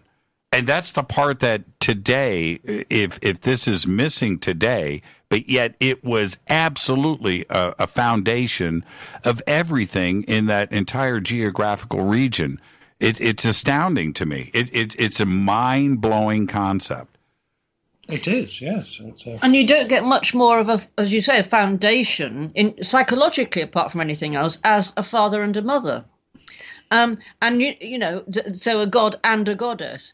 But also, one of the things I've always loved about the ancient Egyptian religion, which of course was hugely influential on Judeo-Christianity, is that their idea of the Trinity. Whereas in Christianity, you have, Father, Son, and assumed male, Holy Ghost, Holy Spirit. But the ancient Egyptians had Father, Mother, and Child. And that is just so much healthier psychologically. Do you think that, I think it's suggested somewhat in the book, but my imagination went in this direction while reading it, in that all of the references of God speaking, all of them, whether it's through the ark or the burning bush that Clive brought up earlier, all of these references to God speaking, was there an omission, a removal of maybe Asherah speaking, and that they had to turn it around to make it, coming from one God? Yes, I mean, thinking about it, just logically, it must have been, one thing that we certainly reconstruct in the book is that, Asherah, as you would expect, had her own priesthood with male and female priests attached to the Jerusalem temple. Now, if you've got a priesthood, they will be, things will be flowing both ways. They'll be carrying invocations and prayers towards the goddess, but they will also be bringing her words back. And certainly it's something we find another strand of the book, which is very strong, is a tradition of prophetesses, of wise women, who certainly existed, Deborah being the classic one, Miriam being an earlier one, Moses' sister. And they're described as prophetesses, which obviously means they bring the words of the god. And it's assumed to be a god, but isn't it more likely that they're bringing the words of the goddess? Yeah, so you often hear about the prophetesses sitting under, a date palm or sitting under a tree, which is clear Asherah imagery. So, they are connected with her. So they're presumably priestesses. And there must have been at some point where you have a leader of a community, right? That figure who comes in and says, God says we can't eat meat. Or whatever it is, because you need to have that reference. You can't say it came from aliens, right? You've got to say it came from God. So the community would, the meat is spoiled or whatever it is, and it's going to make them sick. And so you're going to say God said. There must have been references where that's, same leader. So I just spoke with Asherah, and Asherah says, right, that must have happened, right? Yeah, it must have done. Absolutely. Yeah. And also it would be in areas of, childbirth, for example, where you would go to her. It's probably what these figurines were largely about. But you'd have a priest, you would pray to Asherah and you would get a message back, I would imagine. Actually, of course, we don't know. I mean, but as you said, sort of using imagination, I mean, perhaps the Yahwist priests felt they were being undermined by the priestesses. Maybe there was some rivalry in the sense that, the priestesses might say, well, Asherah said that you're all naughty boys and nobody should listen to you. I mean, we don't know, do we? We just don't know. But I mean, it's possible there was a rivalry. It must have been. Yeah. And the other part about when you look at it in those terms, there's, I think somebody said earlier, to the victor goes the spoils, right? Where God won out in the end. Is there another way to look at it? Yep. That's really it. And there's this process where, as we describe it in the book, is the invention of monotheism, and which appears to be just the results of some, in a way, historical accidents. Big tragedies happening to the people of Jerusalem, being invaded, being carried off to exile in Babylon, and the logic of having made a deal, made a covenant with Yahweh that he would protect them if they worshipped him, and suddenly things are going really badly for them, and they're thinking, well, God wouldn't break his promise. It must be us that's done it wrong. We don't worship him enough. We don't, because we also acknowledge other gods, so we better cut them out of it. And you gradually get rid of the other deities. Eventually you're just left with the two, Yahweh and Asherah, God and goddess, and still bad things are happening to you. And you think, well, actually, we just got to worship him exclusively. So we need to cut even his wife out of it. And then by definition, what you're left with is a single male, very male deity. And things are still going wrong, but they couldn't allow themselves to think like that. Yeah. And that's the point where the whole thing gets rewritten. So it's kind of, it's pushed over the course of a few centuries towards this logic, become victim of their own logic. And eventually you end up in this place that nobody else had done before, where you've got rid of everything apart from your one male god. And of course, it's not just the victors who are writing the history, a sort of straightforward, objective history. They're writing propaganda on their own behalf to propagandize, to push their own agenda. And of course, it really comes hard to modern day Jewish people and to modern day Christians to actually get their heads around the idea that what they might be reading in either the Old or the New Testament, the Hebrew Bible or the New Testament, is actually propaganda, because that undermines an awful lot of ancient traditional thinking about, what constitutes blasphemy, even, challenging the whole idea of God. But I mean, this is a whole sort of, inference of many of the things that we've turned up and put together. Well, just like Nag Hammadi, right, where everything got flipped over. Yeah. If something like that surfaced with these direct, without question, references to Asherah, would the religious scholars and leaders accept that and go back and start to recognize the real history? They might recognize the real history among themselves, but it would take an awful lot to make them let their congregations know about it.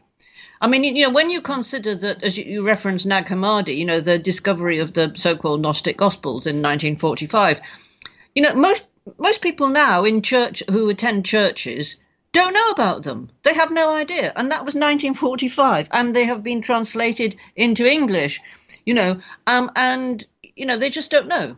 And if they did know, they'd just take the traditional line that, basically they're not worth looking at, It's just one big sneer from the top down. Yeah, and which is exactly what I'm hoping for, that maybe someday you would have somebody on television speaking to their congregation, right, on the radio, in books and video, where they are saying, okay, and by the way, God did have a wife.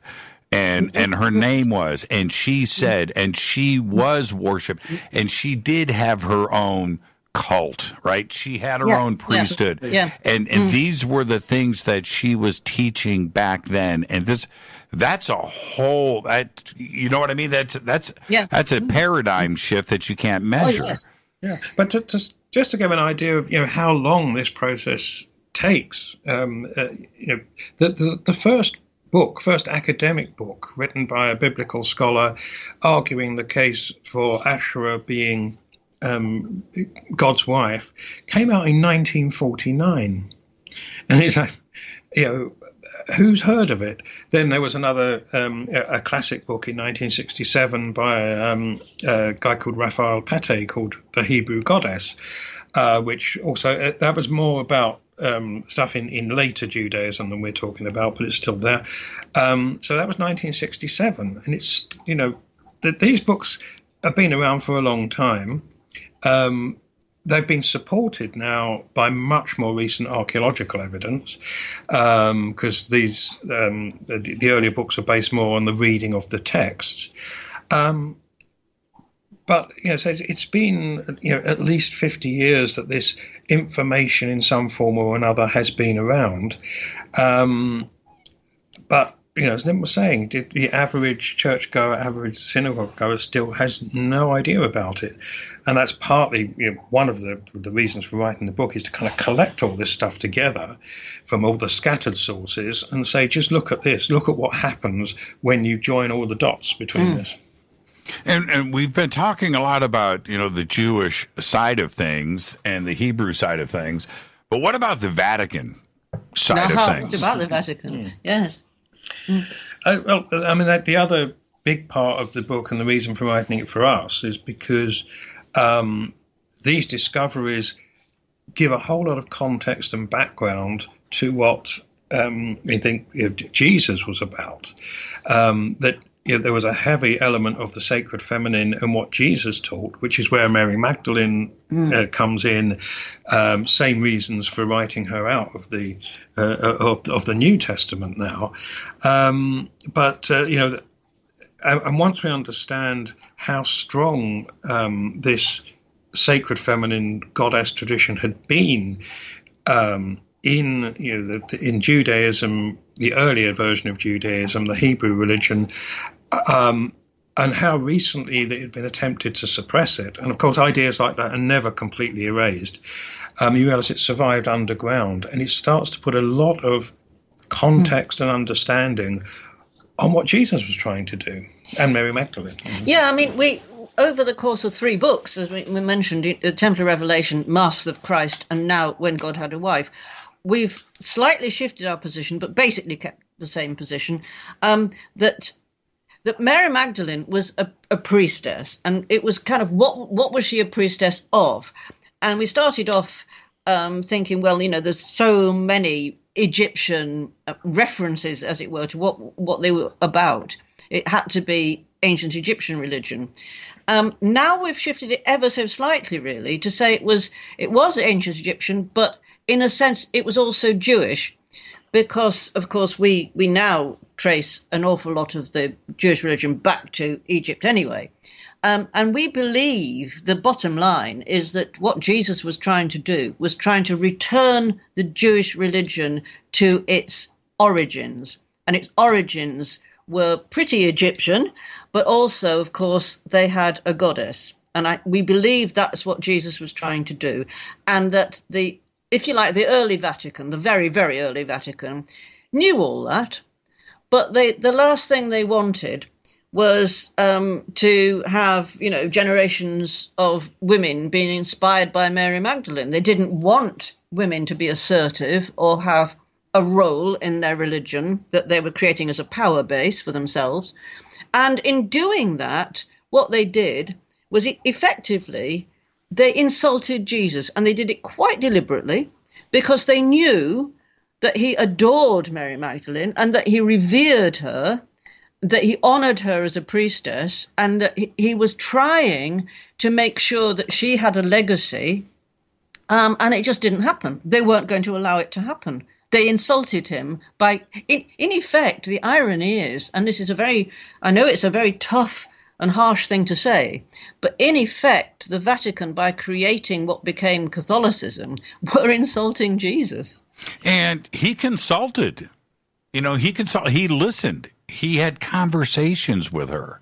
Yes, absolutely. And we know this not through the New Testament Gospels, because, she's hardly mentioned by name in there, but by the Gnostic Gospels, such as the Gospel of Philip, the Gospel of Thomas, the Gospel of Mary, that's Mary Magdalene, which, people on the whole in churches, certainly churchgoers, have no idea about. But they are incredibly valuable sources of information about the characters in Jesus's mission. I mean, yes, they are very fanciful when they start talking about the various cosmologies that they believed in, heaven and hell, and the 29 rings of hell, and if you commit this sin, you go to 29th rung and round the corner and up the stairs, and and it's all just ludicrous, and that of course is what traditional Christians seize on and say, oh, you shouldn't take any notice, they're just ridiculous books.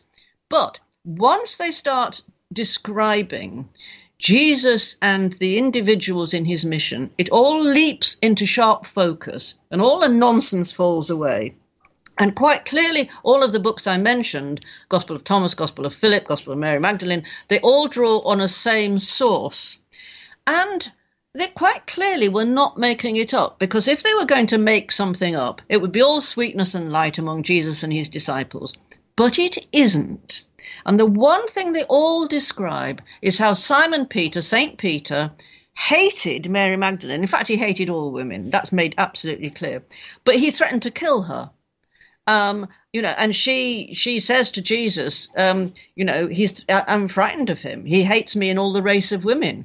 And Peter, unbelievably, in this book, goes to Jesus and says, let Mary leave us, for women are not worthy of life. So, you really wouldn't make all that up if you were just making up something about Jesus and his disciples. I mean, this is obviously specific memories. So if you want to know anything about Mary as a person, because quite a lot of it is her personality shines through. If you want to know anything about Mary Magdalene as a person, or for that matter, Simon Peter as a person, don't go to the New Testament, go to the Gnostic Gospels. When I read, and you know what, we're right. Can we do some overtime? Can I keep you guys? Yes. We saw this coming, didn't we? Okay.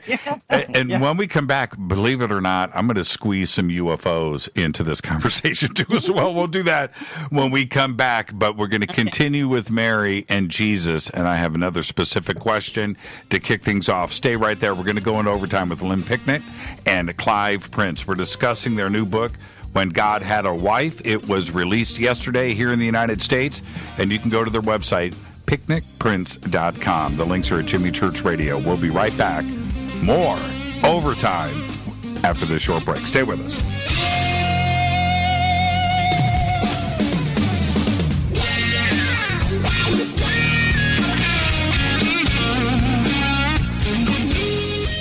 Welcome back to Fade to Black. That's right, overtime with Lynn Picknett and Clive Prince. You expected. I knew this was going to happen. Way too much to get out there. And I can't wait to get you guys back on the show where we can, focus on one subject and go deep. I wanted to make one comment on the Gnostic text. When I read through them, when I finally got the translations, I read through them and I was okay. I didn't freak out. I just thought this is just another piece to the puzzle, and we should accept it for what it is. And they were found for a reason. How they were found is an extraordinary story in itself. Much of them were burned, to heat homes, right? Yeah. And the portion that we got was a gift. And I really, I didn't freak out. I was actually okay with it. I remember reading it and it just felt right. Yes. It just actually felt right. It felt, it did feel very modern in a sense, because apart, as I said, from all the mad cosmology, when it's talking about Jesus talking to disciples and them having a debate, it felt absolutely immediate. And in a modern sense, actually, as if it was a transcript of a meeting. It was, and I'll tell you why it hit me that way. The versions of everything that we read today are watered down, translated, converted, Greek back to Latin, back to English, and we have a representative of the original text. That's what we have today. With the Gnostic, that was direct.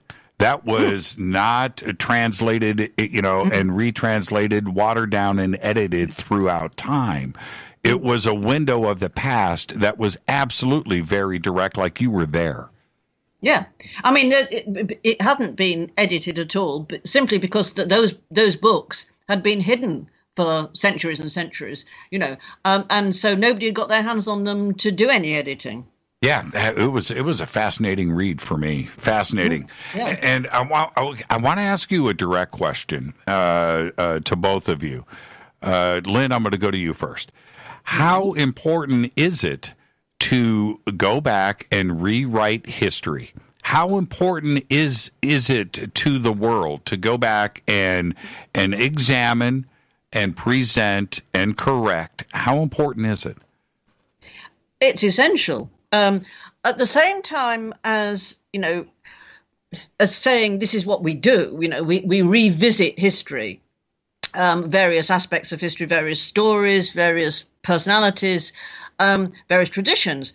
But also we're very aware of that you can never get it absolutely right at a distance. We weren't there, all we can do is, as Clive said, kind of forensically delve and then piece together what we find and make a whole, make a story, make some kind of sense out of it all.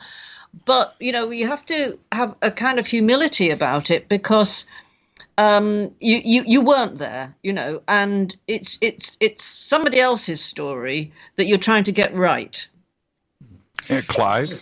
And I would agree with what Lynn said. It is an essential thing, because, in a way, we are our history, So we have to try and get it as right as possible, while acknowledging the fact that, as Lynn said, because we weren't there, we can't be absolutely sure, can't be 100% sure.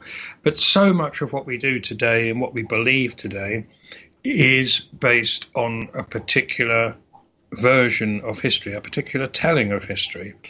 And if you have to go back and look at that and challenge it in the light of new evidence, in the light of the new, particularly archaeological evidence, discoveries, like the Nag Hammadi texts, like the Dead Sea Scrolls, you have to take this new information on board and look at what you believed previously. For a long time, people believed that the Bible just was history and everything in it was true because they really had nothing else to compare it with. But in the modern age, we do. We have alternative texts, we have archaeological discoveries, and just to close your eyes to them and say, no, what we've always believed must be true, it's just wrong.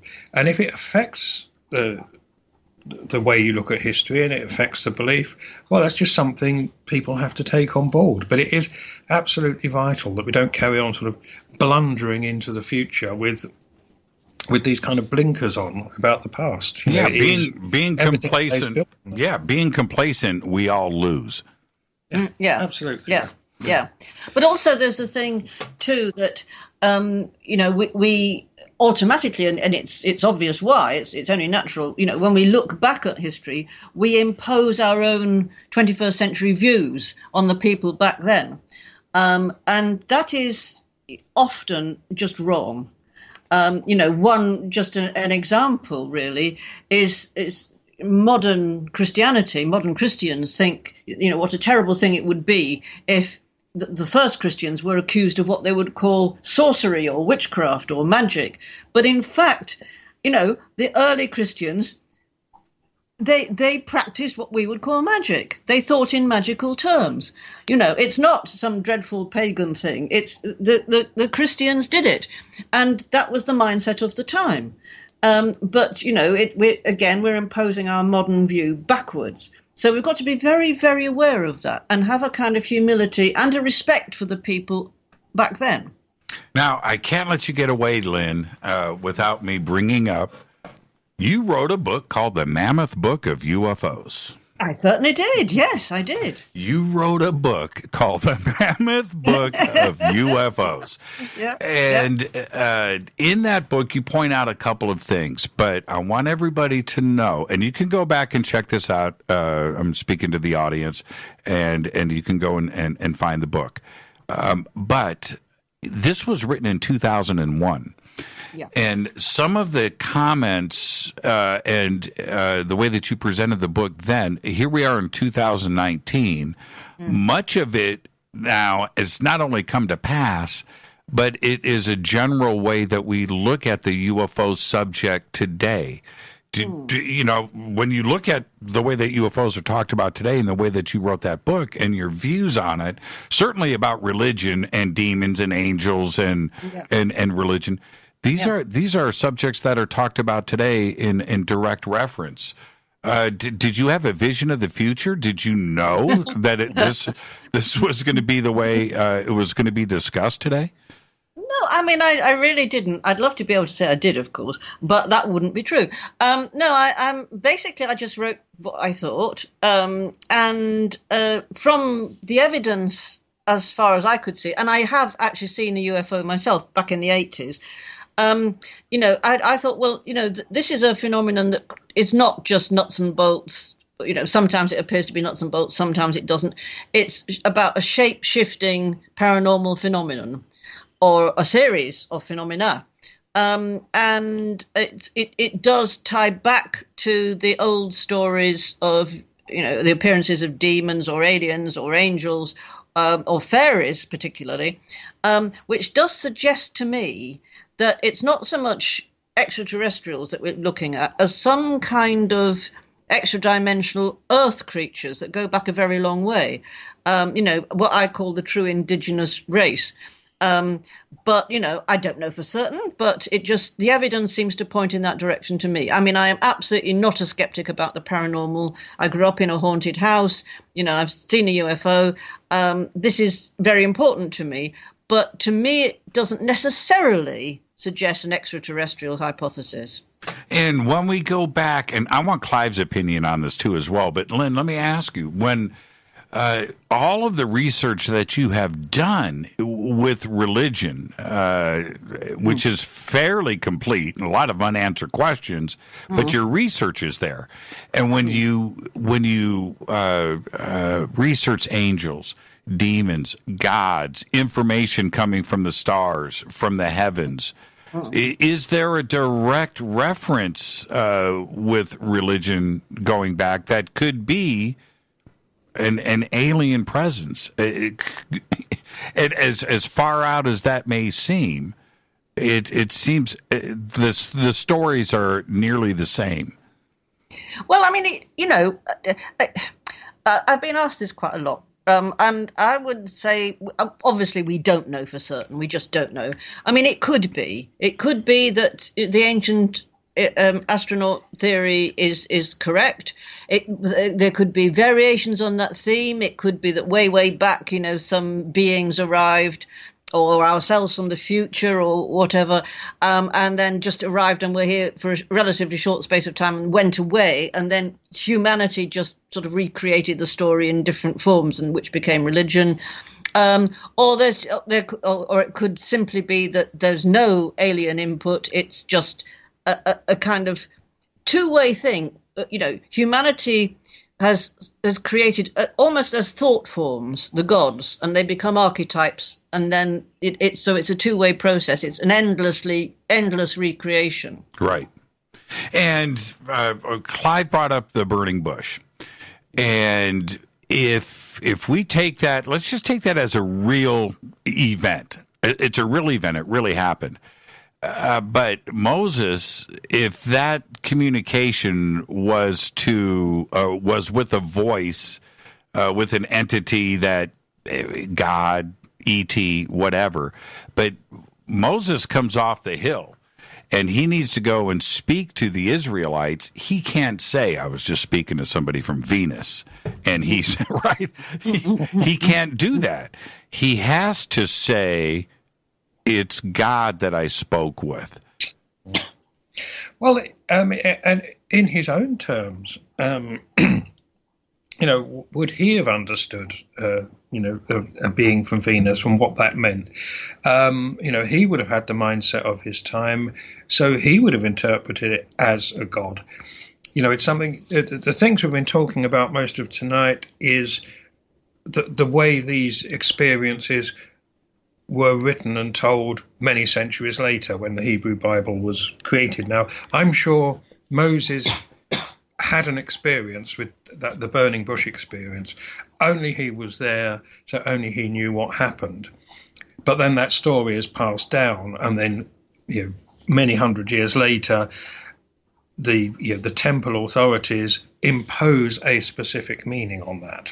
And we don't know how much they may have changed what that experience was. But we find these experiences the whole time with, for example, in Jesus, after his baptism, it goes out into the wilderness and is tempted by Satan. He had an experience. Only he was there, and only he knew what it was, what the experience was. Say with Moses and the voice from the burning bush, he probably didn't know what the voice was either.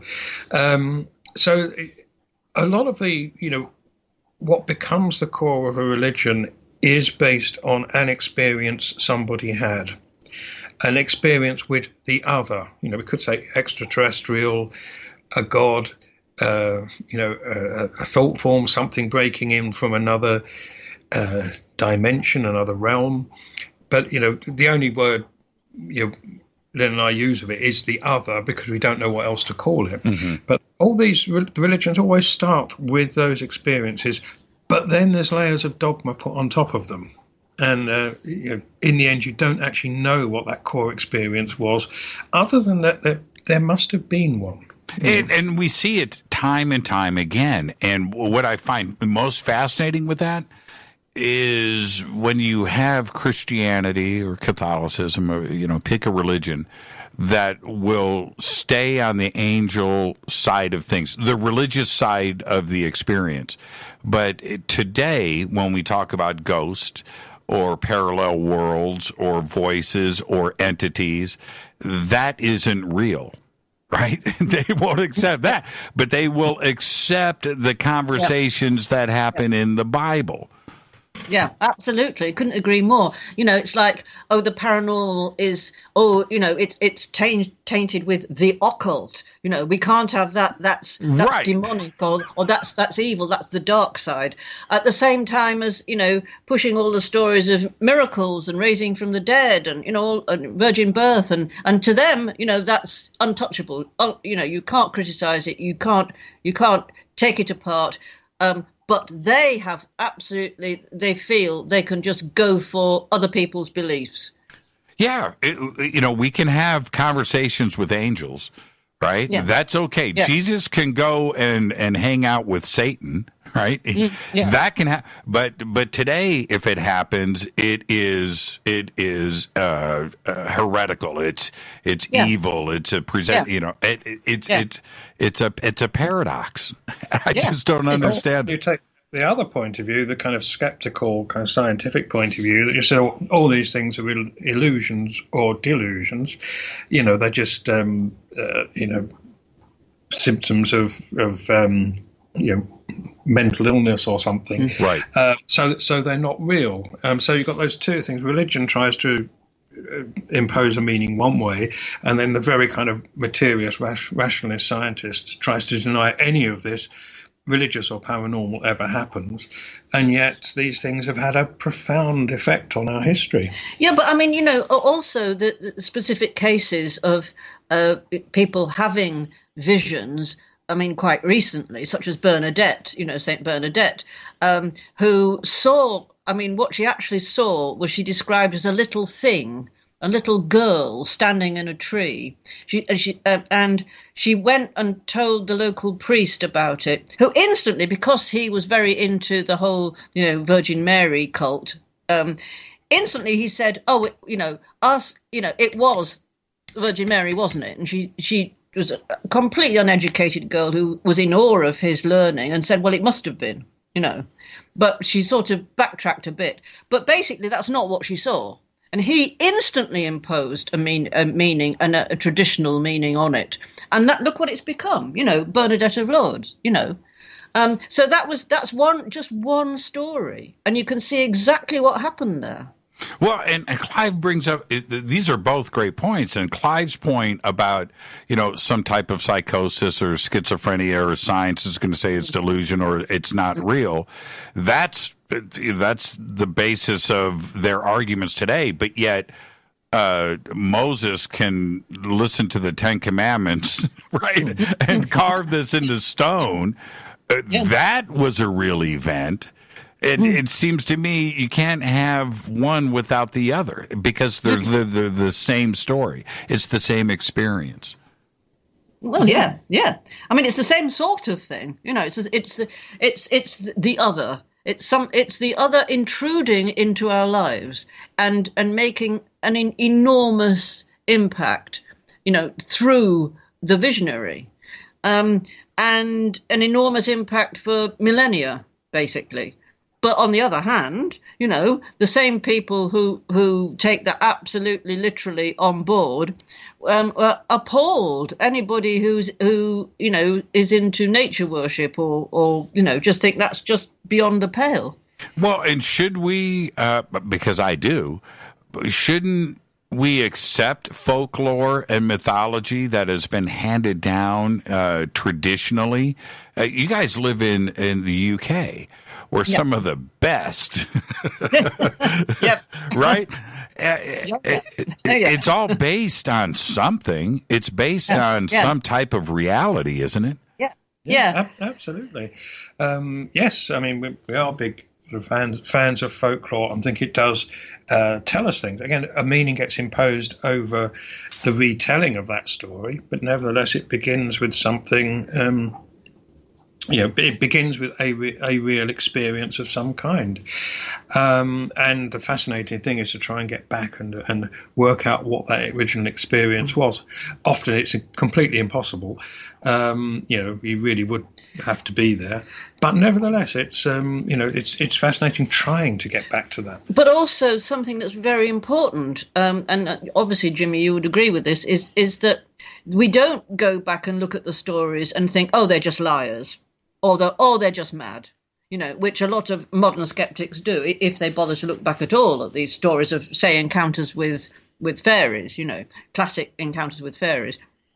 And there's so much there in the old literal fairy stories that so resonate with modern encounters with euphonauts or contactee stories or alien abductions or whatever, and basically, are we looking at the same phenomenon, just simply dressed up for different cultures? I want to thank both of you. I know we waited a few years for tonight, but it was certainly worth it. What an amazing conversation. Where can two quick questions. Where can everybody get the book? And are you guys going to be coming over to the States anytime soon? Well, if somebody asks us, you never know, we might. Yes, no plans to at the moment. Where they can get the book, well, certainly from Amazon, the usual places, and bookstores. And through our website. Sorry? And through our website. What about autograph? Do you guys sign them? We haven't got a kind of mechanism for doing that, but we should. We should. Yes. Yeah. Yes, we needed to find some way of doing that. But we'll have to think about that. Yeah. But at the moment, we can't accept in bookstores. So someone will have to get us over to do a signing tour. Yes, exactly. Yeah, absolutely. And what about television? Are you guys doing anything? Not as far as I know. We're doing an awful lot of radio, but at the moment, we haven't got any television lined up. Yeah. I mean, so we have not specifically promoting this. There are some TV shows that Lynn is involved in. Oh, yes, indeed. Yes. Coming around. Yes, I mean, I've done Ancient Aliens, and the Series 6 of Forbidden History is just being filmed at the moment. So yes, there is television in the pipeline. Yes, which is the question, right? And we're going to be coming over to the UK next year. We're going to make those announcements. Today is the 4th over here. We're going to make the announcements on the 7th. But we would love to come and hang out with you guys. That would be amazing. It would be amazing. Let's do it. Let's do it. Yes. Yeah. Absolutely. And I look forward to having you guys on the show again. Thank you so much. Now go enjoy the rest of your day. It is now, what, is it 6 o'clock in the morning? 6 o'clock in the morning. Back to bed, I think. No, but thank you. It's been a great pleasure. It's been wonderful. Thanks so much, Jimmy. Yeah, thank you so much. And like I said, enjoy the rest of your day, and getting up this early.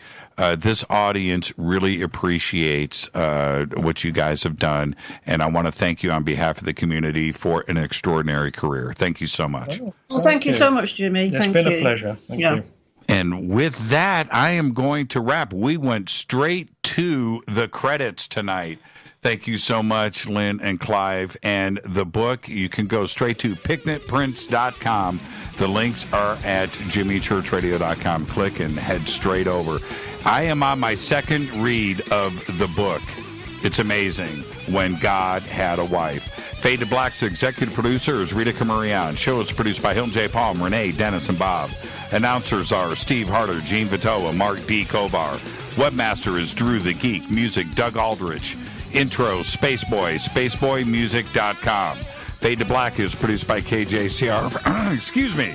For the Game Changer Network, syndication is KGRA, The Planet.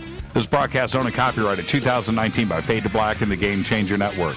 It cannot be rebroadcast, downloaded, copied, or used anywhere in the known universe without written permission from Fade to Black and the Game Changer Network. I'm your host, Jimmy Church. Tomorrow night, live from India, Deep Prasad is here. Until then, I want everybody to be safe. Go back, Lee Tappy.